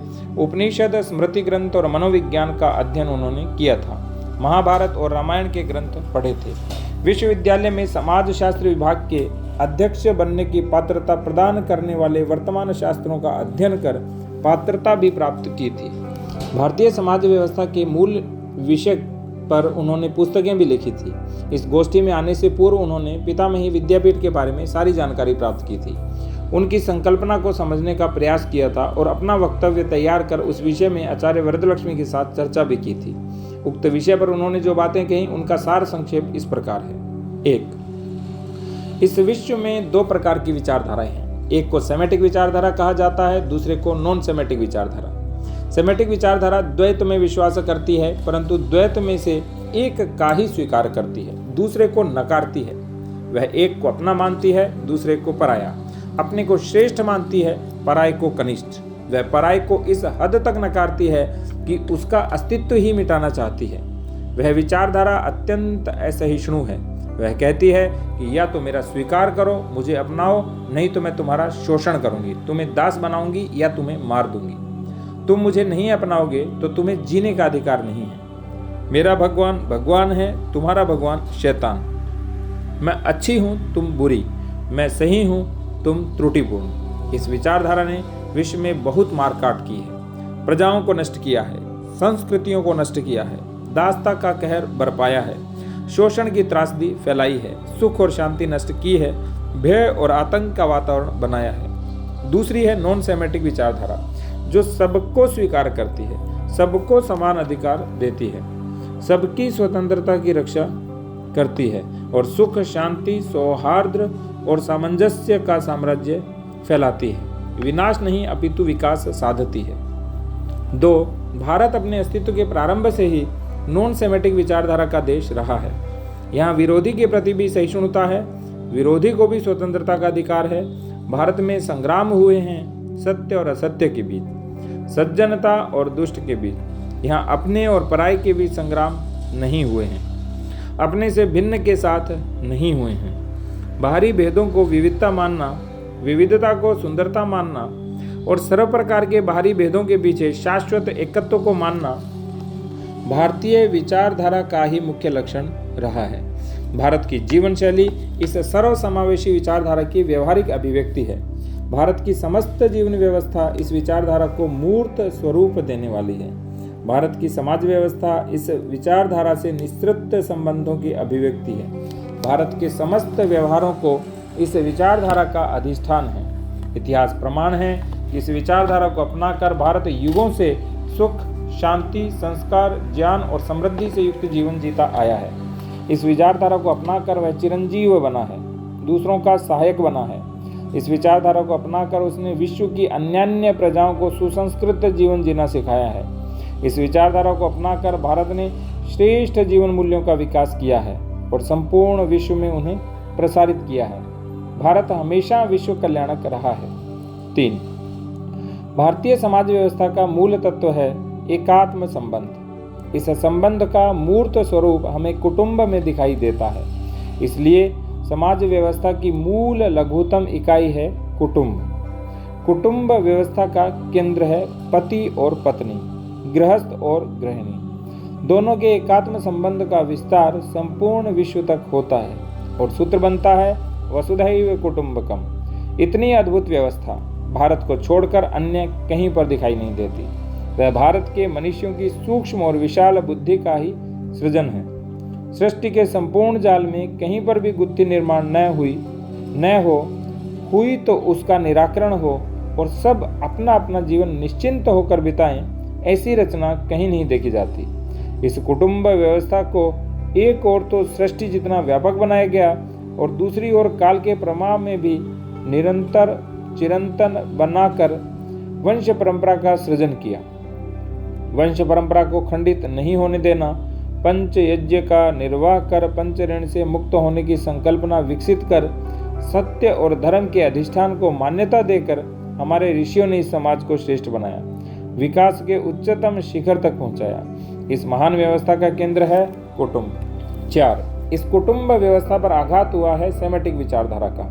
सेमेटिक विचारधारा कुटुंब केंद्री नहीं है, व्यक्ति केंद्री है। व्यक्ति और समाज, व्यक्ति और सृष्टि आदि का संबंध एकात्म नहीं है, करार का है। संबंध में अपना लाभ देखना, अपने लाभ के लिए दूसरों का शोषण करने में कोई संकोच नहीं है। जो बलवान है वही जीतेगा, यह स्वाभाविक सत्य है। 5. सेमेटिक विचारधारा के अनुसार संबंधों के सूत्र इस प्रकार हैं। सृष्टि मेरे उपयोग के लिए है, मैं सृष्टि की सेवा के लिए नहीं हूँ। इस कारण से हर व्यक्ति अपने ही सुख का विचार करता है, अन्यों के नहीं। व्यक्ति अपने कर्तव्यों के बारे में विचार करने की आवश्यकता नहीं समझता, केवल अधिकारों के संदर्भ में ही विचार करता है। व्यक्ति का संपूर्ण सुख उपभोग में होता है। उपभोग के लिए वह धन प्राप्ति के प्रयास करता है, धन प्राप्ति के लिए व्यवसाय करता है। धन प्राप्ति ही उसके लिए परम पुरुषार्थ है। उसके लिए सेवा, त्याग, प्रेम, ज्ञान, कौशल, धर्म आदि संकल्पनाएं कोई मायने नहीं रखती, यदि वे पैसा कमाने का साधन न हो अथवा पैसा कमाने में अवरोध निर्माण करें। धर्म, ईश्वर, मोक्ष, अच्छाई, प्रेम आदि का संसार धन, उपभोग, सुविधा, सुख आदि से कोई संबंध नहीं रखता। यह दोनों विश्व एक दूसरे से भिन्न हैं, स्वतंत्र हैं, अधिकतर विरोधी भी हैं। ऐसे द्वैतवादी चिंतन का परिणाम निरंतर संघर्ष, हिंसा, वैमनस्य आदि को जन्म देता है। इससे शोषण, तनाव, उत्तेजना, अशांति, हताशा, निराशा आदि आत्मघाती प्रवृत्तियां ही बढ़ती हैं, जो विनाश की प्रति ले जाती हैं। वर्तमान विश्व का दारिद्र्य, हिंसाचार, अनाचार, आतंकवाद, अस्वास्थ्य, असंस्कारिता, असुरक्षा आदि का संकट इसी से जन्मा है और दिन प्रतिदिन बढ़ रहा है। 6. इस विचारधारा और उससे जनित व्यवस्था का प्रभाव भारतीय समाज व्यवस्था और उसकी अंगभूत कुटुंब व्यवस्था पर हुआ है। लोगों में अनजाने भी कुटुंब भावना बची हुई है, परंतु हमारी व्यवस्था व्यक्ति केंद्री बन गई है। 6. इस विचारधारा और हमारे व्यवसाय और अर्थार्जन कुटुंब केंद्री था, वह अब व्यक्ति केंद्री बन गया है। यह एक बहुत बड़ी विघटनकारी व्यवस्था है। विवाह दो कुटुंबों को जोड़ते थे। विवाह व्यक्तिगत विषय न होकर समाज और परिवार का विषय था, वह अब व्यक्ति का विषय बन गया है। न्याय व्यवस्था जातिगत थी, वह अब न्यायालय के अधीन हो गई है। सरकारी पेंशन जैसी सुविधाएं धीरे धीरे बढ़ रही है और कुटुंब पर आश्रित रहने की स्थिति समाप्त होती जा रही है। इसे स्वतंत्रता का नाम दिया जा रहा है। बच्चों के अधिकार, स्त्रियों के अधिकार आदि कानूनों के चलते विश्वासपूर्ण संबंध समाप्त हो रहे हैं। परंपरा नामक कोई मूल्यवान बात बनाए रखने लायक है ऐसा भान नहीं रह गया है। पीढ़ियों में कुल और कुटुंब एक ही रहता है, यह सिद्धांत समाप्त हो गया है। व्यवसाय की पीढ़ीगत परंपरा न रहने के कारण उत्पादन की उत्कृष्टता, सृजनशीलता, कुशलता और व्यवसाय का गौरव नष्ट होकर केवल धन का लोभ एवं अहंकार शेष रह गया है। शील, लज्जा, चरित्र, निष्ठा आदि संस्कार का विषय न रहकर कानून का विषय बन गए हैं और कानून यांत्रिक और तांत्रिक है। ज्ञान, सेवा, त्याग, समर्पण, पूजा, भक्ति आदि की पवित्रता नष्ट हो गई है और ये सारे अर्थ सापेक्ष बन गए हैं। सेमेटिक विचारधारा का प्रभाव साहित्य में, संचार माध्यमों में, प्रसारित होने वाली मनोरंजन सामग्री में, घर की और सार्वजनिक रचनाओं और व्यवस्थाओं में, संविधान तथा कानून में, कौटुंबिक जीवन की व्यवस्थाओं में, विज्ञापनों में, अर्थव्यवस्था और राज्य व्यवस्था में दिखाई देता है। सबसे बड़ा प्रभाव शिक्षा पर हुआ है। शिक्षा के माध्यम से सर्वत्र हुआ है। शिशु अवस्था से तरुण अवस्था की शिक्षा के विभिन्न विषयों की पाठ्य सामग्री में सेमेटिक विचार ओतप्रोत हुआ है। उच्च शिक्षा में इन्हीं विषयों के सिद्धांत और दृष्टि का अधिष्ठान यही विचारधारा है। इसी से दृष्टिकोण, मानस व्यवहार और व्यवस्था का नियमन होता है। ऐसा नहीं है कि इस अनिष्ट को कोई भी नहीं जानता। कुछ लोग ऐसे हैं जो इसे समझते हैं, परंतु व्यवस्था ऐसी बन गई है कि इससे मुक्त होना कठिन बन गया है। कोई विष जिस प्रकार हमारे रक्त में मिलकर पूरे शरीर में व्याप्त हो जाता है, उसी प्रकार यह सेमेटिक विचार हमारे अंदर तक सर्वत्र पहुंचकर व्याप्त हो गया है। जिस प्रकार शरीर में फैले विष को दूर करने के लिए रक्त शुद्धि करनी होती है, उसी प्रकार समाज मानस में सर्वत्र व्याप्त इस सेमेटिक विचार को दूर करने के प्रयास हमें करने होंगे। 7. इस संकट के निवारण हेतु हमें इस प्रकार के उपाय करने चाहिए, ऐसा मेरा अभिप्राय है। सर्वप्रथम तो यह गोष्ठी यहाँ हो रही है, वैसी गोष्ठियों की मालिका देश भर में होनी चाहिए। इस गोष्ठी की विशेषता यह है कि हम यहाँ मूल में जाने का प्रयास कर रहे हैं। हमें ज्ञात हुआ है कि मूल में जाकर उपाय किए बिना इस संकट का निवारण नहीं हो सकता, परंतु एक गोष्ठी से काम नहीं बनेगा। देश भर में विभिन्न स्थानों पर इसी प्रकार के आयोजनों में इस विषय की चर्चा होनी चाहिए। साथ ही ये गोष्ठियाँ निरंतर होनी चाहिए। 4-5 वर्षों तक ऐसी चर्चा होती है तो विद्वत क्षेत्र में वैचारिक स्पष्टता आने की संभावना बनेगी। विद्वानों को एक कार्य प्रकर्षण करना होगा। प्रकर्षण अर्थात सर्वाधिक। हमारे शास्त्रों के अध्ययन की पद्धति परिवर्तित करनी होगी। व्यवहार में लागू करने लायक किसी भी अध्ययन के लिए देश काल परिस्थिति का संदर्भ लेना अनिवार्य होता है। आज शास्त्रों का अध्ययन तो हो रहा है, परंतु संदर्भ प्राचीन ही लिए जाते हैं। इस कारण से वे आज स्वीकार्य नहीं लगते। अतः हमें शाश्वत अपरिवर्तनीय सिद्धांत और देश काल की स्थिति के अनुसार परिवर्तनीय सिद्धांतों में अंतर कर परिवर्तन को पुरस्कृत करना चाहिए और हमारे प्रतिपादन को युगानुकूल बनाना चाहिए। शास्त्रों की चर्चा करते समय हम 2 शब्दों का विशेष रूप से प्रयोग करते हैं। वे 2 शब्द हैं प्राचीन और पारंपरिक। दोनों का विरोधार्थी है आधुनिक। हम आधुनिक बनना चाहते हैं और प्राचीन का गुणगान करते हैं। हम आधुनिकता अपनाना चाहते हैं और परंपरा को प्रदर्शन की वस्तु मानते हैं। यह बौद्धिक क्षेत्र की घोर अनवस्था है। हमें अपनी अवलोकन शक्ति, आकलन शक्ति, विश्लेषण शक्ति और निरूपण शक्ति को ठीक करने की आवश्यकता है। बौद्धिक क्षेत्र का काम बुद्धि को परिष्कृत और स्थिर किए बिना नहीं हो सकता। बुद्धि विकास को छोटी आयु की शिक्षा से ही हमें बहुत महत्व देना चाहिए। स्थिर और तटस्थ बुद्धि से वर्तमान समय के लिए हमें नई संकल्पनाएं विकसित करने की आवश्यकता है।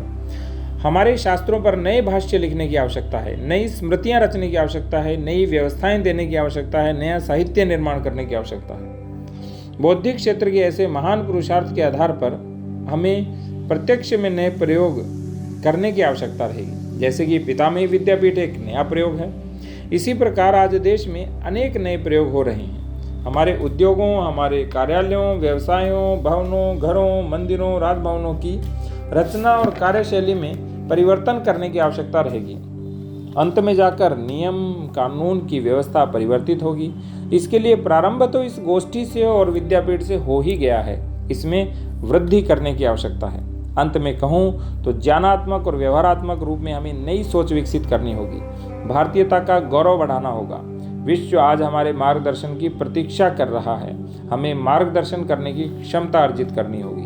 हमारे लिए करणीय कार्य वही है, हमसे अपेक्षित भी यही है। मुख्य विषय कुटुंब के संदर्भ में शिक्षा क्षेत्र की पुनर्रचना।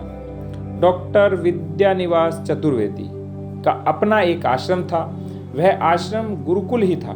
उसमें लगभग 40 विद्यार्थी पढ़ते थे। वे सब अध्ययन और अनुसंधान में रत थे। अध्ययन और अनुसंधान के परिणाम स्वरूप लिखते भी थे और पढ़ाने के लिए भी जाते थे। लोक प्रबोधन उनके अध्यापन का स्वरूप था। लोक प्रबोधन का एक विषय एकात्म समाज जीवन था। विद्यानिवास जी इस गुरुकुल के कुलपति थे। उन्होंने 5 वर्ष पूर्व इसका प्रारंभ किया था। विशेष बात यह थी कि 5 वर्ष में उन्होंने 40 छात्र प्राप्त किए थे। उन्होंने जो विषय प्रस्तुत किया उसका सार संक्षेप इस प्रकार था। 1. कुटुंब को कानूनी नहीं अपितु सांस्कृतिक संरचना समझना चाहिए। वैसे तो कानून भी मानवीयता का अनुसरण करने वाले ही होने चाहिए, परंतु आज वे ऐसे नहीं हैं। यदि वे ऐसे हों तो भी कानून अपने स्वभाव से यांत्रिक होते हैं। कुटुंब यांत्रिक व्यवस्था से चलने वाली रचना नहीं है। वह सांस्कृतिक इकाई होने के कारण एक जीवमान इकाई है। अतः इसके संचालन में कम से कम कानून और अधिक से अधिक सांस्कृतिक मूल्यों का आधार होना चाहिए। ऐसा जितना अधिक होता है उतना ही अधिक कुटुंब अपने आप को सार्थक सिद्ध करता है। 2. कुटुंब धर्म और संस्कृति के व्यवहार का, रक्षण का, वर्धन का, परिष्करण का केंद्र है। कुटुंब परंपरा का अनुसरण करने का, उसे परिष्कृत और समृद्ध बनाने का, पूर्व पीढ़ी से लेकर नई पीढ़ी को हस्तांतरण करने का केंद्र है। शिक्षा इसका प्रमुख साधन है। इसलिए कुटुंब के संदर्भ में शिक्षा का विचार होना चाहिए। शिक्षा ही यह सब कुछ संभव बनाने की एकमात्र व्यवस्था है। यह जाने अनजाने में भी होती तो है ही। उसे सजगता पूर्व व्यवस्थित करने की आवश्यकता है। कुटुंब व्यक्तिगत जीवन, सामाजिक जीवन, सांस्कृतिक जीवन और आर्थिक जीवन का केंद्र है। जीवन के इन पहलुओं को सीखने सिखाने की व्यवस्था सर्वप्रथम कुटुंब में ही होनी चाहिए। यह शिक्षा मुख्य रूप से क्रियात्मक और भावात्मक तथा कुछ अंश में ज्ञानात्मक होंगी। शिक्षा प्रक्रिया के स्वाभाविक सिद्धांत के अनुसार भी क्रियात्मक और भावात्मक के बाद ही ज्ञानात्मक शिक्षा का क्रम होता है। अतः इन दोनों प्रकार की शिक्षा प्राप्त करने के बाद ही ज्ञानात्मक शिक्षा हेतु विद्यालय में जाने की आवश्यकता है। 4. हर व्यक्ति का जीवन कुटुंब में शुरू होता है। वह शुरुआत होती है गर्भाधान से। यह कितनी अद्भुत बात है कि गर्भाधान के समय व्यक्ति अपने पूर्व जन्मों के साथ साथ माता पिता की 14 पीढ़ियों की परंपरा से जुड़कर ही शुरुआत करता है। शिक्षा में इस घटना को महत्वपूर्ण मानना चाहिए और गर्भाधान की घटना उत्तम पद्धति से घटित हो, इसके लिए जितने शास्त्रों का अध्ययन जिस रूप में जिसके द्वारा करने की आवश्यकता हो उस प्रकार से किए जाने की व्यवस्था हो। जैसे कि अधिजनन शास्त्र अध्ययन और अनुसंधान एक प्रमुख विषय बने। उसके अनुसार युवक युवतियों की शिक्षा हेतु पाठ्यक्रम बने। शिशु संगोपन का शास्त्र विकसित हो। उस दृष्टि से खान पान, वस्त्र परिधान, दिनचर्या, योग, संगीत, धर्मशास्त्र आदि की शिक्षा की व्यवस्था हो। अधिजनन शास्त्र के साथ साथ गृह शास्त्र, मनोविज्ञान, समाज शास्त्र आदि विषयों की पुनर्रचना हो। 5. वर्तमान में विवाह, संतान का जन्म, गृहस्थाश्रम की शुरुआत और समाप्ति आदि के साथ शिक्षा क्रम, पदवी प्राप्ति, करियर, व्यवसाय, सेवानिवृत्ति आदि का विपरीत संबंध है। उदाहरण के लिए शिक्षा शुरू करने की आयु 3 वर्ष, परंतु शिशु संगोपन के सिद्धांत से वह विपरीत है। स्नातक, परास्नातक, पीएचडी आदि हुआ जाता है 26-27 वर्ष की आयु में और विवाह की वैज्ञानिक आयु लड़की के लिए 16 वर्ष और लड़के के लिए 21 वर्ष, लड़की के लिए 18 वर्ष और लड़के के लिए 21 वर्ष। यह शिक्षा और करियर सर्वथा विपरीत है। वानप्रस्थ का समय है 50 वर्ष की आयु और सेवानिवृत्ति की आयु 58, 60, 62, 65 वर्ष। यह भी एक दूसरे से विपरीत है। अर्थार्जन नौकरी प्रधान होने के कारण वृद्ध माता पिता और युवा पुत्र वधू एक साथ एक घर में नहीं रह सकते। रहें भी तो माता पिता के घर में पुत्र पुत्रवधू नहीं रहते हैं, पुत्र पुत्रवधू के घर में माता पिता रहते हैं। अर्थात हर पीढ़ी में युवा, प्रौढ़, वृद्ध सभी के लिए परिवेश, पड़ोसी, सामाजिक संदर्भ परिवर्तित हो जाते हैं। इसे कहते हैं उखड़ना। उखड़ने की विवशता में परंपरा बिखरती है। इस दृष्टि से शिक्षा को ही ठीक करने की आवश्यकता है। 6. परंपरा बिखरने का बड़ा कारण है अर्थव्यवस्था। अर्थव्यवस्था का नियमन करने वाली शिक्षा होना अनिवार्य है। अर्थकारी शिक्षा की रचना पूर्ण रूप से परिवर्तित की जानी चाहिए। विद्वानों ने बहुत अच्छी तरह से अध्ययन कर राज्य को अर्थव्यवस्था का प्रतिमान परिवर्तित करने हेतु मार्गदर्शन करना चाहिए, आग्रह करना चाहिए। तभी समाज जीवन और कुटुंब जीवन भी स्थिर हो सकेगा। स्थिर और सुरक्षित होने से ही विकास हो सकता है। 7. अर्थार्जन हेतु व्यवसाय दैनंदिन जीवन का अंग है। अतः अर्थार्जन हेतु घर से बाहर या घर से बहुत दूर जाने की आवश्यकता नहीं पड़नी चाहिए। आज की तरह अलग कारखाने, अलग कार्यालय आदि अस्वाभाविक हैं। अर्थार्जन हेतु व्यवसाय की शिक्षा भी घर में ही प्राप्त होनी चाहिए। इसी प्रकार से कर्मकांड, धर्माचार, शिष्टाचार, कुलाचार आदि की भी शिक्षा गृह जीवन का ही अंग है। शारीरिक मानसिक विकास हेतु खेल, व्यायाम, आहार, निद्रा, सेवा, तप, संयम, सत्य भाषण, अनुशासन आदि सीखने का और व्यवहार करने का क्षेत्र घर ही है। विभिन्न प्रकार के कौशल घर में ही सीखे जाते हैं। खेल के मैदान, व्यायाम के लिए व्यायामशाला, दर्शन के लिए मंदिर, मनोरंजन के लिए नाट्यशाला, उत्सवों के लिए मेले, नवरात्रि, गणेशोत्सव, दही हांडी, रावण दहन जैसे कार्यक्रम होते हैं। विद्यालयों की इनके लिए कोई आवश्यकता नहीं है। 8. विद्यालय होते हैं शास्त्र और शस्त्र की शिक्षा के लिए। ये घर में नहीं सीखे जाते। इन्हें सीखने के लिए गुरुकुल में ही जाना होता है। यदि हम निवासी गुरुकुल करें तो गुरुकुल में अर्थार्जन छोड़कर शेष सारी शिक्षा की व्यवस्था बननी चाहिए। यदि हम अल्प समय का विद्यालय बनाएं तो भी घर की शिक्षा घर में और शस्त्र और शास्त्र की शिक्षा विद्यालय में इस प्रकार की व्यवस्था बननी चाहिए। शस्त्र और शास्त्र की शिक्षा को अर्थनिरपेक्ष बनाने की आवश्यकता है। इसके लिए हमें सुविचारित प्रयास करने की आवश्यकता है। वर्तमान परिप्रेक्ष्य में देखें तो शास्त्र शिक्षा की बहुत अधिक चिंता करनी चाहिए, इसलिए कि शास्त्रों को तो हम सेमेटिक प्रभाव से मुक्त करने की अनिवार्य आवश्यकता है। ऐसा करने के लिए हमें आज उच्च शिक्षा के केंद्र बढ़ाने पड़ेंगे। अध्ययन और अनुसंधान के लिए वानप्रस्थों को आगे आना होगा। वानप्रस्थ आगे आएंगे तो अर्थनिरपेक्ष शिक्षा का विचार हम कर सकेंगे। 11. वर्तमान की विशेष आवश्यकता है कुटुंब विद्यालयों और महाविद्यालयों की। नई पीढ़ी के निर्माण हेतु सर्वाधिक प्रयास करने होंगे। इसके लिए माता पिता बनना, पति पत्नी बनना, गृहस्थ और गृहिणी बनना सीखना होगा। 12. यह सब करना कोई सरल कार्य नहीं है, एकदम से होने वाला कार्य भी नहीं है। यह बड़ा चुनौतीपूर्ण कार्य है, धैर्य और परिश्रम की अपेक्षा करने वाला कार्य है। अतः हमें इसके लिए योजना बनानी होगी, योजना को चरणबद्ध बनाना होगा। 13. इस कार्य के लिए हमें नए केंद्र स्थापित करने होंगे। यह पितामही विद्यापीठ ऐसा एक केंद्र है। इस केंद्र में देश की विद्वता का ध्रुवीकरण करना होगा। शिक्षा क्षेत्र की पुनर्रचना का कार्य विद्वानों का है। यह दायित्व है। यह विद्वजन इस दायित्व का वहन करने हेतु सिद्ध होते हैं तो राज्य और समाज इनके सहयोग के लिए तत्पर होगा। 14वां और अंतिम बिंदु, अब समय आ गया है इस कार्य के प्रारंभ का। यह गोष्ठी प्रारंभ ही है। हम भी अपने आश्रम में ऐसा ही प्रयोग कर रहे हैं। अगली गोष्ठी हमारे आश्रम में हो, इस हेतु मैं सभी विद्वजन को निमंत्रण देता हूँ। हमारा यह ज्ञान यज्ञ निरंतर चलता रहना चाहिए, चलता रहे, इसलिए प्रार्थना कह मेरी वाणी को विराम चिन्ह देता हूँ। आगे मुख्य विषय है राज्य व्यवस्था, अर्थव्यवस्था और समाज व्यवस्था की वर्तमान स्थिति में शिक्षा व्यवस्था भारतीय कैसे बने। मुकुंद राज गोस्वामी श्रेष्ठ कोटि के वैद्य थे। 7 पीढ़ियों से उनके कुटुंब में आयुर्वेद का अध्ययन और वैद्यकीय सेवा की परंपरा थी। वे स्वयं आयुर्वेद के अध्ययन को उत्तम और गहन बनाने के लिए वेद, दर्शन, महाभारत और रामायण का अध्ययन करते थे।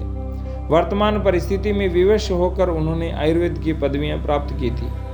उन्होंने वर्तमान शिक्षा व्यवस्था में भी पीएचडी किया था, डी.लिट की पदवी प्राप्त की थी, परंतु उनका वैद्य का कार्य पूर्ण रूप से पारंपरिक ज्ञान और पद्धति से चलता था। वे केवल वैद्य ही नहीं थे, भारतीय ज्ञान संपदा के प्रति निष्ठावान भी थे। वर्तमान परिस्थिति के संदर्भ में भी उनका चिंतन चलता था।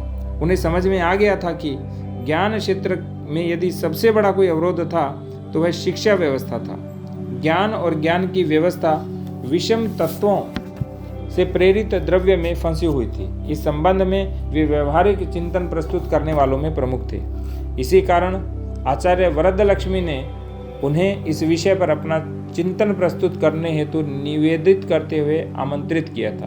उन्होंने चिंतन प्रस्तुत किया, उसका सारा संक्षेप इस प्रकार है। 1. शिक्षा ज्ञान की व्यवस्था है। यह व्यवस्था जब अच्छी होती है और शेष व्यवस्थाएं जब उस व्यवस्था के अनुकूल होती है, तब ज्ञान संपदा का संरक्षण और संवर्धन होता है। तब ज्ञान गौरवपूर्ण स्थान पर प्रतिष्ठित होता है। तब ज्ञान सबके लिए कल्याणकारी होता है। 2. हमारे देश में सन 1600 में ईस्ट इंडिया कंपनी का आगमन हुआ। संयोग से वह भारत के अन्य प्रदेशों में राज करने लगी। ब्रिटिशों की अधिसत्ता भारत में स्थापित हुई और समय के साथ बलवत्तर होने लगी। सन 1773 से ईस्ट इंडिया कंपनी ने भारत की शिक्षा में हस्तक्षेप करना शुरू किया। अन्य क्षेत्रों की तरह शिक्षा में भी परिवर्तन होने लगा। 1857 तक आते आते भारत में शिक्षा का ब्रिटिश प्रतिमान स्थापित हो गया। इस तरह कुल 250 वर्षों में ब्रिटिश शिक्षा स्थापित हुई और सक्रिय रूप से 84 वर्षों में ब्रिटिश शिक्षा स्थापित हुई। 3. भारत के अनेक मनीषियों को इस प्रतिमान से आपत्ति थी। यह प्रतिमान संस्कार, संस्कृति और ज्ञान का नाश करने वाला था। इसलिए उन्होंने ब्रिटिश शिक्षा व्यवस्था से शिक्षा को मुक्त करने के लिए राष्ट्रीय शिक्षा का आंदोलन चलाया। नए प्रयोग भी किए। इस आंदोलन को चलाने वालों में श्री राजनारायण बसु, श्री अरविंद घोष, गुरुदेव रविंद्रनाथ ठाकुर, लोकमान्य तिलक, लाला लाजपत राय, स्वामी दयानंद सरस्वती, महात्मा गांधी जैसे महापुरुष थे। उन्होंने राष्ट्रीय शिक्षा विचार पर आधारित विद्यालय भी चलाए, परंतु उन्हें देश की शिक्षा व्यवस्था को भारतीय बनाने में यश प्राप्त नहीं हुआ। 4. इसका कारण यह था कि स्वतंत्र भारत की सरकार यूरोपीय और कम्युनिस्ट विचार से प्रभावित थी। इसलिए शिक्षा का प्रतिमान ब्रिटिशों वाला ही रहा। आज भी वह है। वही सर्वराष्ट्रीय संकटों की जड़ है। 5. शिक्षा को राष्ट्रीय बनाने के कार्य में अवरोध पैदा करने वाली मूल बातें कौन सी हैं, इसे जानना आवश्यक है। पहला कारण है शिक्षा पर राज्य का नियंत्रण। भारत में सहस्त्रों वर्षों से शिक्षा शिक्षकों के अधीन रही, आज राज्य के अधीन है। राज्य हस्तक्षेप भी करता है, नियंत्रण भी करता है, शिक्षा स्वायत्त नहीं है। 2. दूसरा कारण अर्थ की सापेक्षता। शिक्षा को पदार्थ मानकर उसे क्रय विक्रय का पदार्थ बना दिया गया है। वह एक उद्योग है और कमाई का साधन है। 3. तीसरा, राज्य के कानून ने समाज व्यवस्था को परिवर्तित कर दिया है। वर्ण, जाति, कुटुंब, विवाह, परंपरा, धर्म, संस्कृति आदि सभी बातों की नई व्याख्याओं और व्यवस्थाओं के परिणाम स्वरूप व्यवस्था के स्थान पर अनवस्था ही छा गई है। इसमें ज्ञान का आदर, प्रतिष्ठा, गौरव सब समाप्त हो गया है। इन मूल बातों के अनेक छोटे छोटे पहलू हैं। 1. जब तक ये अवस्थाएं नहीं परिवर्तित होती, तब तक शिक्षा में परिवर्तन होकर उसके राष्ट्रीय बनने की कोई संभावना नहीं है। 2. परंतु एक और भी संकट है। इन व्यवस्थाओं से यदि मुक्ति मिल भी गई तो शिक्षा क्षेत्र को अपने दायित्व पर चलाने वाला शिक्षक आज नहीं है। वह नौकरी करता है और नौकरी नहीं करने की उसे कोई चाह नहीं है, दायित्व लेने की उसकी तैयारी नहीं है। 3. राज्य व्यवस्था आदि को परिवर्तित करने का माध्यम शिक्षा है, परंतु आज प्रश्न पेचीदा इसलिए बन गया है कि जब तक यह व्यवस्थाएं नहीं परिवर्तित होंगी तब तक शिक्षा क्षेत्र में परिवर्तन नहीं आ सकता, और जब तक शिक्षा क्षेत्र में परिवर्तन नहीं आएगा तब तक इन व्यवस्थाओं में परिवर्तन नहीं आ सकता।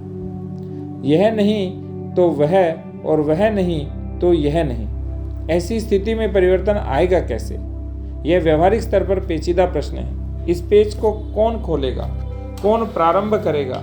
आज तो शिक्षा का प्रश्न मेरा प्रश्न है, ऐसा कहकर उसका उत्तर ढूंढने के लिए आगे आने वाला लगभग कोई नहीं है।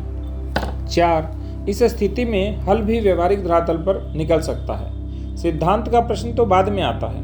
5. किसी जानकार व्यक्ति या व्यक्ति समूह को इसका प्रारंभ करना चाहिए।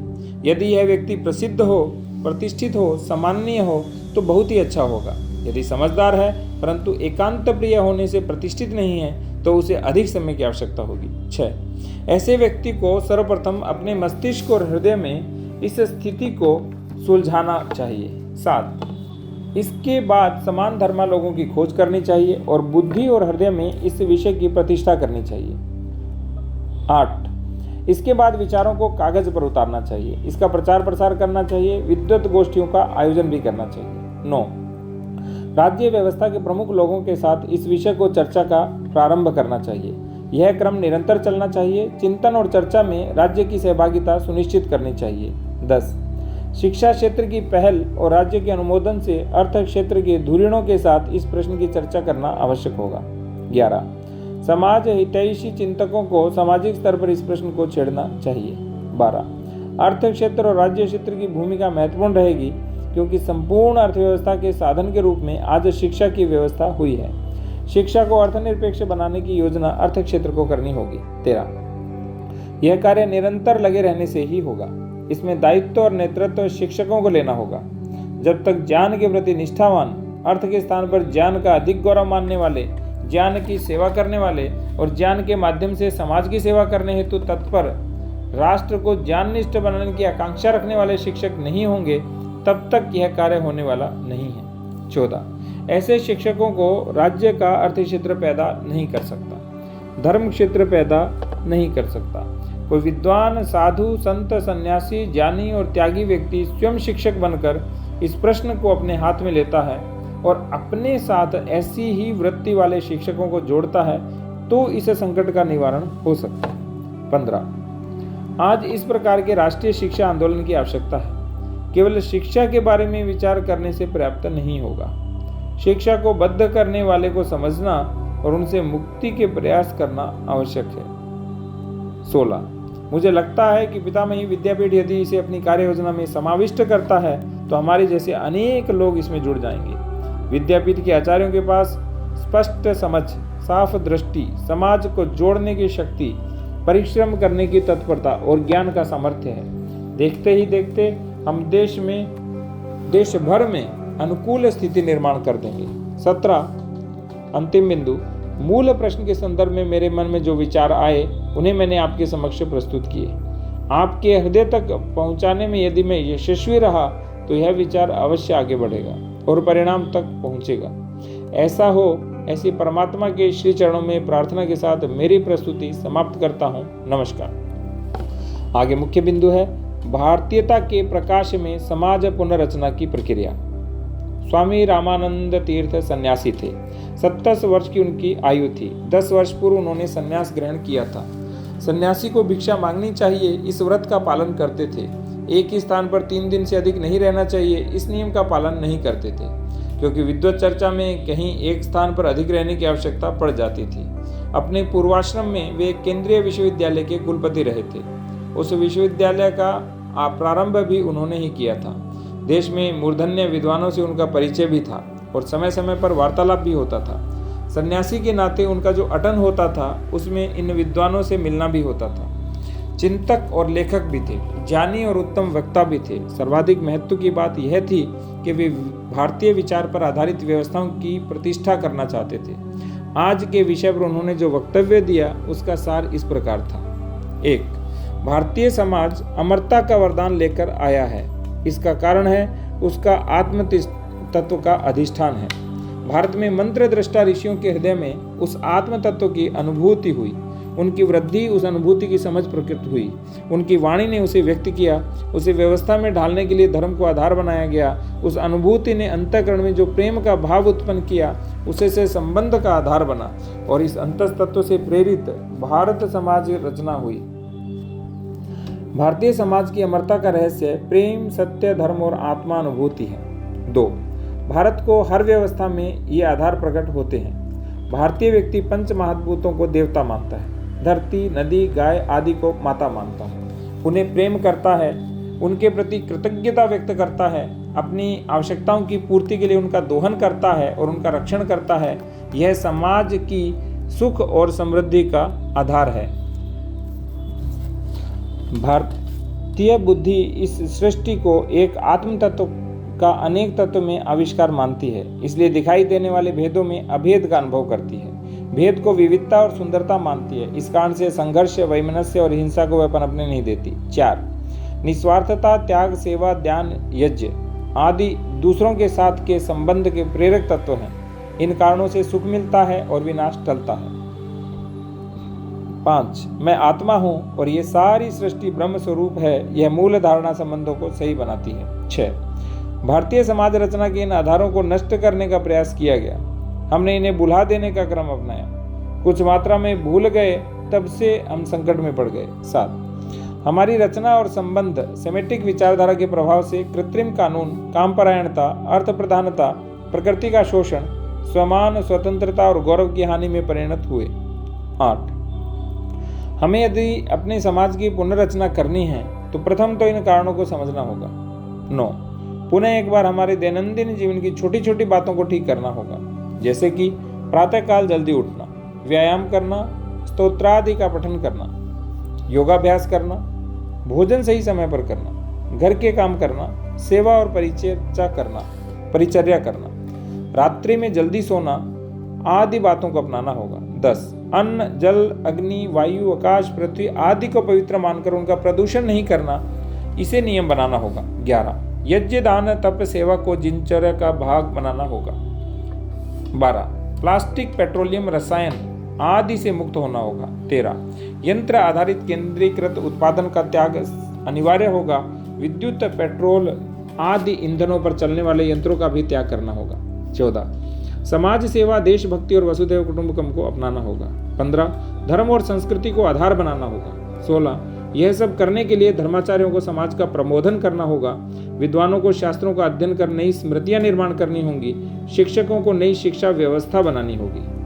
अंतिम बिंदु 17, कुटुंबों को नई पीढ़ी के निर्माण को अपना एकमेव दायित्व मानना होगा।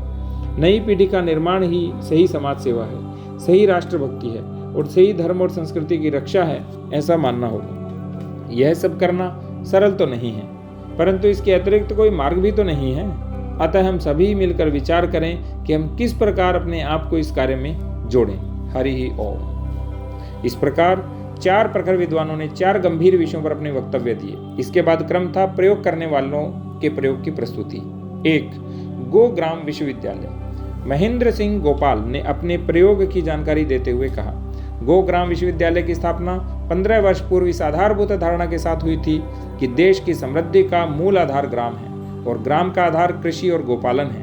वर्तमान स्थिति में इसके साथ शिक्षा को जोड़ा जाना अनिवार्य है, इसलिए यह विश्वविद्यालय है। यह 100 एकड़ भूमि में नए बसाया जाने वाला ग्राम है, जिसका नाम है गोपाल नगर। यह आर्थिक रूप से स्वावलंबी ग्राम के रूप में विकसित ग्राम है। यहाँ उपभोग की कोई भी वस्तु गांव से के बाहर से नहीं आती। हम अपने दूध, सब्जी, फल और अनाज के उत्पादन से नगर का पोषण करते हैं। हमारी कृषि गो आधारित है, हमारी कृषि सिंचाई आधारित है। हमने हर प्रकार की कारीगरी का विकास किया है। गोपालन, कृषि और कारीगरी की शिक्षा की व्यवस्था उन व्यवसायों के साथ जोड़कर ही की गई है। हर युवक और युवती को शस्त्र और शास्त्र पढ़ना है। शस्त्र सीखने के लिए व्यायामशाला और शास्त्र सीखने के लिए मंदिर है। हमारी अपनी न्याय व्यवस्था, पुलिस व्यवस्था और शासन व्यवस्था है। स्वास्थ्य, संपत्ति, संस्कृति और कला की दृष्टि से हमारा ग्राम आदर्श है। कृषक, बुनकर, मोची आदि भी तत्व ज्ञान समझते हैं, वेद मंत्र गाते हैं और पुराण कथाएं सुनते हैं। शिक्षक, गृहिणी, धोबिन वैद्यक विद्या जानते हैं और स्वास्थ्य के रहस्यों को जानते हैं। नृत्य, गीत, संगीत, मिष्टान पान का आनंद सर्वत्र छाया हुआ है। हमारी गायों को, गो सेवा को, गोपालन को देखने समझने के लिए शिक्षित लोग भी आते हैं। हमारी युवक युवती वेद मंत्रों का गान करने और यज्ञ सिखाने के लिए नगरों में जाते हैं और हमारे कृषक कृषि यूनिवर्सिटी में पढ़ाने के लिए भी जाते हैं। आप भी हमारे विद्यालय में अवश्य पधारें। 2, वैदिक विद्यापीठ। आचार्य तपोनिधि वैदिक विद्यापीठ के कुलपति थे। उन्होंने अपने विद्यापीठ के बारे में बताते हुए कहा, वेद भारतीय ज्ञान संपदा का मूल स्रोत है, हमारी संपूर्ण जीवन रचना का मूल आधार है। इस सूत्र को मुख्य सूत्र बनाकर हमने इस विद्यापीठ का प्रारंभ किया है। वर्तमान समय में वेदों की प्रतिष्ठा नहीं रही। वेदों का कर्मकांड हेय माना जाता है, मजाक का विषय बनता है। कर्मकांड अपने शुद्ध रूप में है ही नहीं। वेदों का उपासना कांड भक्ति बनकर सामान्य जीवन से अलग हो गया है और ज्ञान कांड के आधार पर व्यवस्थाएं बनती नहीं हैं। वास्तव में वेदों का संबंध तो प्रत्यक्ष दैनंदिन जीवन के साथ है। वेदों का संबंध व्यक्तिगत जीवन के साथ है, समाज जीवन के साथ है।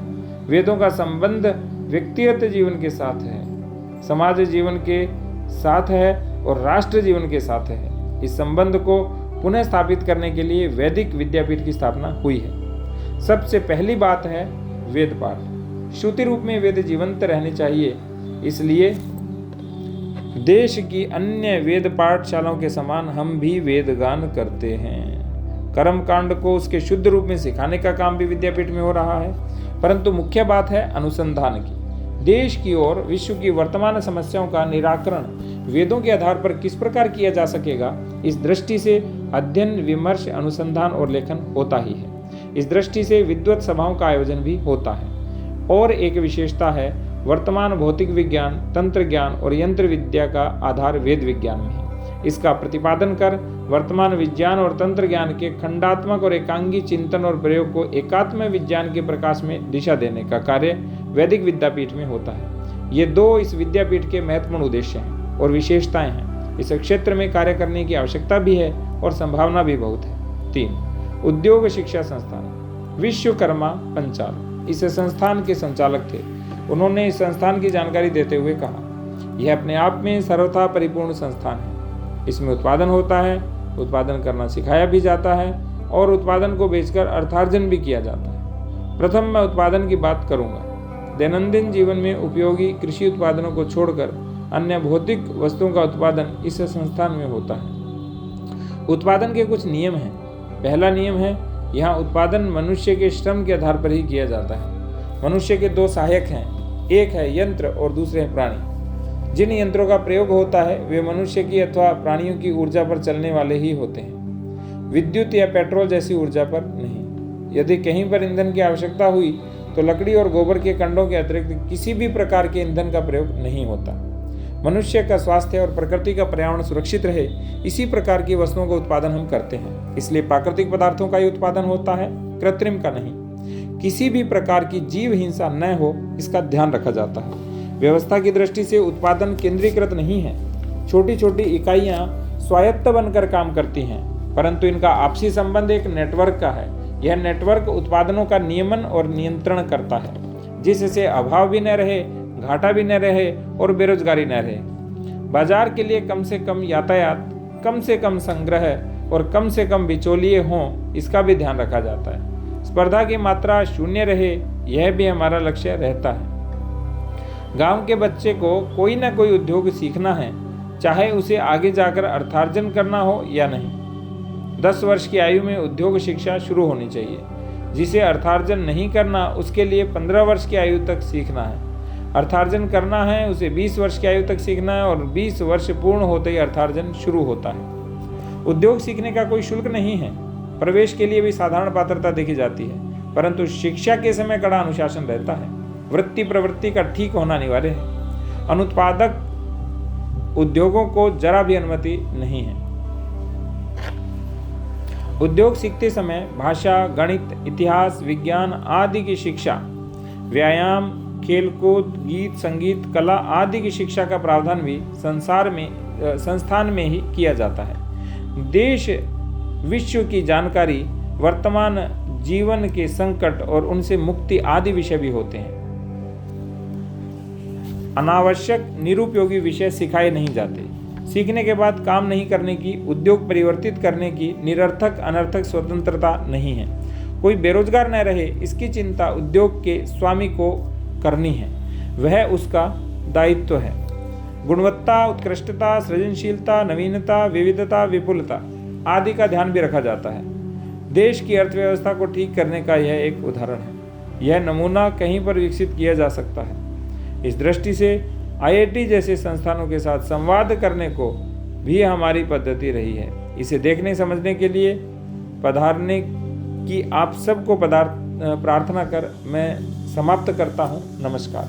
4. एकात्म विज्ञान अनुसंधान केंद्र। डॉक्टर राम स्वामीनाथन भौतिक विज्ञान के प्राध्यापक और वेदों के ज्ञाता थे। उन्होंने एकात्म विज्ञान अनुसंधान केंद्र की स्थापना की थी।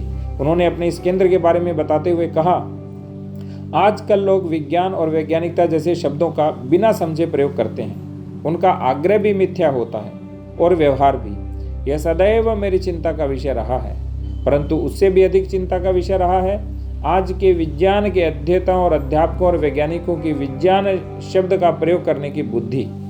ये अध्ययन तो बहुत करते हैं, परंतु विज्ञान को उन्होंने बहुत ही सीमित और एकांगी अर्थ में समझा है। वे केवल भौतिक विज्ञान को विज्ञान समझते हैं, ज्ञान और विज्ञान के संबंध को समझने का या तो प्रयास नहीं करते या तो समझने की आवश्यकता नहीं मानते। यह स्थिति ज्ञान के क्षेत्र में चिंताजनक ही है। इसका उपाय करने की आवश्यकता है। और एक चिंता का विषय है अध्यात्म और विज्ञान, धर्म और विज्ञान, शास्त्र और विज्ञान के संबंध को ठीक से नहीं समझने की। धर्म और विज्ञान, अध्यात्म और विज्ञान को या तो एक दूसरे के विरोधी समझा जाता है या दोनों का समान महत्व है। ऐसा मानकर दोनों में समन्वय करने का प्रयास किया जाता है। अतः वास्तव में ज्ञान क्या है, विज्ञान क्या है, धर्म क्या है, अध्यात्म क्या है और इन सब में कैसा अंतर संबंध है, इसे स्पष्ट करने के लिए इस संस्थान की स्थापना की गई है। इस संस्थान में सारे भौतिक विज्ञानों का भारतीय जीवन दृष्टि के परिप्रेक्ष्य में अध्ययन करने का प्रयास किया जाता है। उदाहरण के लिए सृष्टि रचना का भौतिक विज्ञान का सिद्धांत और औपनिषदिक सिद्धांत साथ साथ रखकर कौन सा अधिक युक्ति संगत है, इसका विचार किया जाता है। भौतिक विज्ञान, अंतःकरण विज्ञान और आत्मविज्ञान का परस्पर संबंध क्या है, इस पर चर्चा होती है। पदार्थों को देखने की आध्यात्मिक दृष्टि और आत्मा को समझने की भौतिक दृष्टि में क्या अंतर है, इसका भी अध्ययन किया जाता है। ज्ञान के क्षेत्र में विज्ञान का सही स्थान क्या है, यह समझने का प्रयास किया जाता है। अपने आप में यह एक नवीनतापूर्ण कार्य है, नई दृष्टि प्रदान करने वाला है, नई रीति स्थापित करने वाला है, ज्ञान के क्षेत्र के भेद मिटाने वाला है, विज्ञान को भी प्रतिष्ठा दिलाने वाला है और सत्यम ज्ञानम अनंतम ब्रह्म के सिद्धांत को चरितार्थ करने वाला है। इतना ही कहना यहाँ पर्याप्त है। चारों विषयों को और चारों प्रयोगों के वृत्त सुनकर श्रोता वर्ग अभिभूत हो गया था। पितामही विद्यापीठ की गोष्ठी का स्तर इतना ऊंचा था कि श्रोताओं को गौरव की अनुभूति हो रही थी। एक सत्र वर्ष भर में चले पाठ्यक्रमों के समापन समारोह का भी था। देश भर से आए विद्वानों को पितामही विद्यापीठ का सही परिचय उस कार्यक्रम के माध्यम से हुआ। यह भी एक अनूठा प्रयोग था। उन्हें प्रतीति हुई। गोष्ठी के अंत में सबको विदाई सम्मान देते हुए आचार्य वरदलक्ष्मी ने कहा कि हमें अब एक दूसरे का संपर्क बना रहे और हम एक दूसरे से लाभान्वित हों, ऐसा प्रयास करना चाहिए। उन्होंने यह भी कहा कि यहाँ जितनी भी बातों का प्रतिपादन हुआ है वह ज्ञान क्षेत्र को समृद्ध बनाने के लिए और राष्ट्र निर्माण की दृष्टि से बहुत मूल्यवान है। इन्हें एक सूत्र में पिरोने का प्रयास करना चाहिए। अंत में उत्तम व्यवस्था के लिए सभी कार्यक्रमों को और उत्तम आयोजन के लिए सभी आचार्यों को बराबर बधाई देते हुए गोष्ठी संपन्न हुई। विद्यापीठ की विकास यात्रा। विद्वत गोष्ठी संपन्न हुई। अपने आप में वह एक अद्भुत आयोजन था। व्यवस्था की दृष्टि से तो था ही। समस्त नगरजन को व्यवस्था में सहभागी बनाना और सहभागी बनने में नगरजनों को आनंद का अनुभव होना, यह एक बड़ी उपलब्धि थी। सामाजिक चेतना को ज्ञान केंद्रीय बनाने का यह प्रयोग यशस्वी हुआ। गोष्ठी में सहभागी हुए अनेक विद्वानों ने इस तथ्य को समझा, इसकी उपयोगिता को पहचाना और स्वयं वे किस प्रकार से इसे कर सकते हैं, इस पर विचार करना शुरू किया। गोष्ठी में जो विचार व्यक्त हुए थे, जिन प्रयोगों का वृत्त प्रस्तुत हुआ था, उसका मूल्य आचार्यों को समझ में आया। पितामही विद्यापीठ का प्रस्थान कितना मूल्यवान था, यह भी उनकी समझ में आया। उन्होंने इन सभी विद्वानों के साथ तथा इन प्रयोगों के साथ नित्य संपर्क बनाए रखने की योजना की। इसके 1 वर्ष बाद का चित्र कुछ ऐसा था। देश में भिन्न भिन्न 8 स्थानों पर पितामही विद्यापीठ शुरू हुई। सभी स्थानों पर इस विद्यापीठ के आचार्यों का जाना हुआ। भिन्न भिन्न प्रकार के प्रयोग करने वाले संस्थानों का एक संगठन बना। आचार्य वरदलक्ष्मी उस संगठन की अध्यक्ष बनाई गई। इस प्रकार के अन्य संस्थानों की खोज की गई और उन्हें भी इस संगठन में जोड़ने का यशस्वी प्रयत्न हुआ। देश के प्रधानमंत्री, शिक्षा मंत्री, मूर्धन्य लब्ध प्रतिष्ठित विद्वानों और उद्योगपतियों के साथ चर्चा करने की योजना बनाई गई और 1 वर्ष के अंदर अंदर इन सभी के साथ चर्चा करने का अवसर आया। शासन और अर्थ क्षेत्र के अधिकारियों ने उनकी बातें सुनी।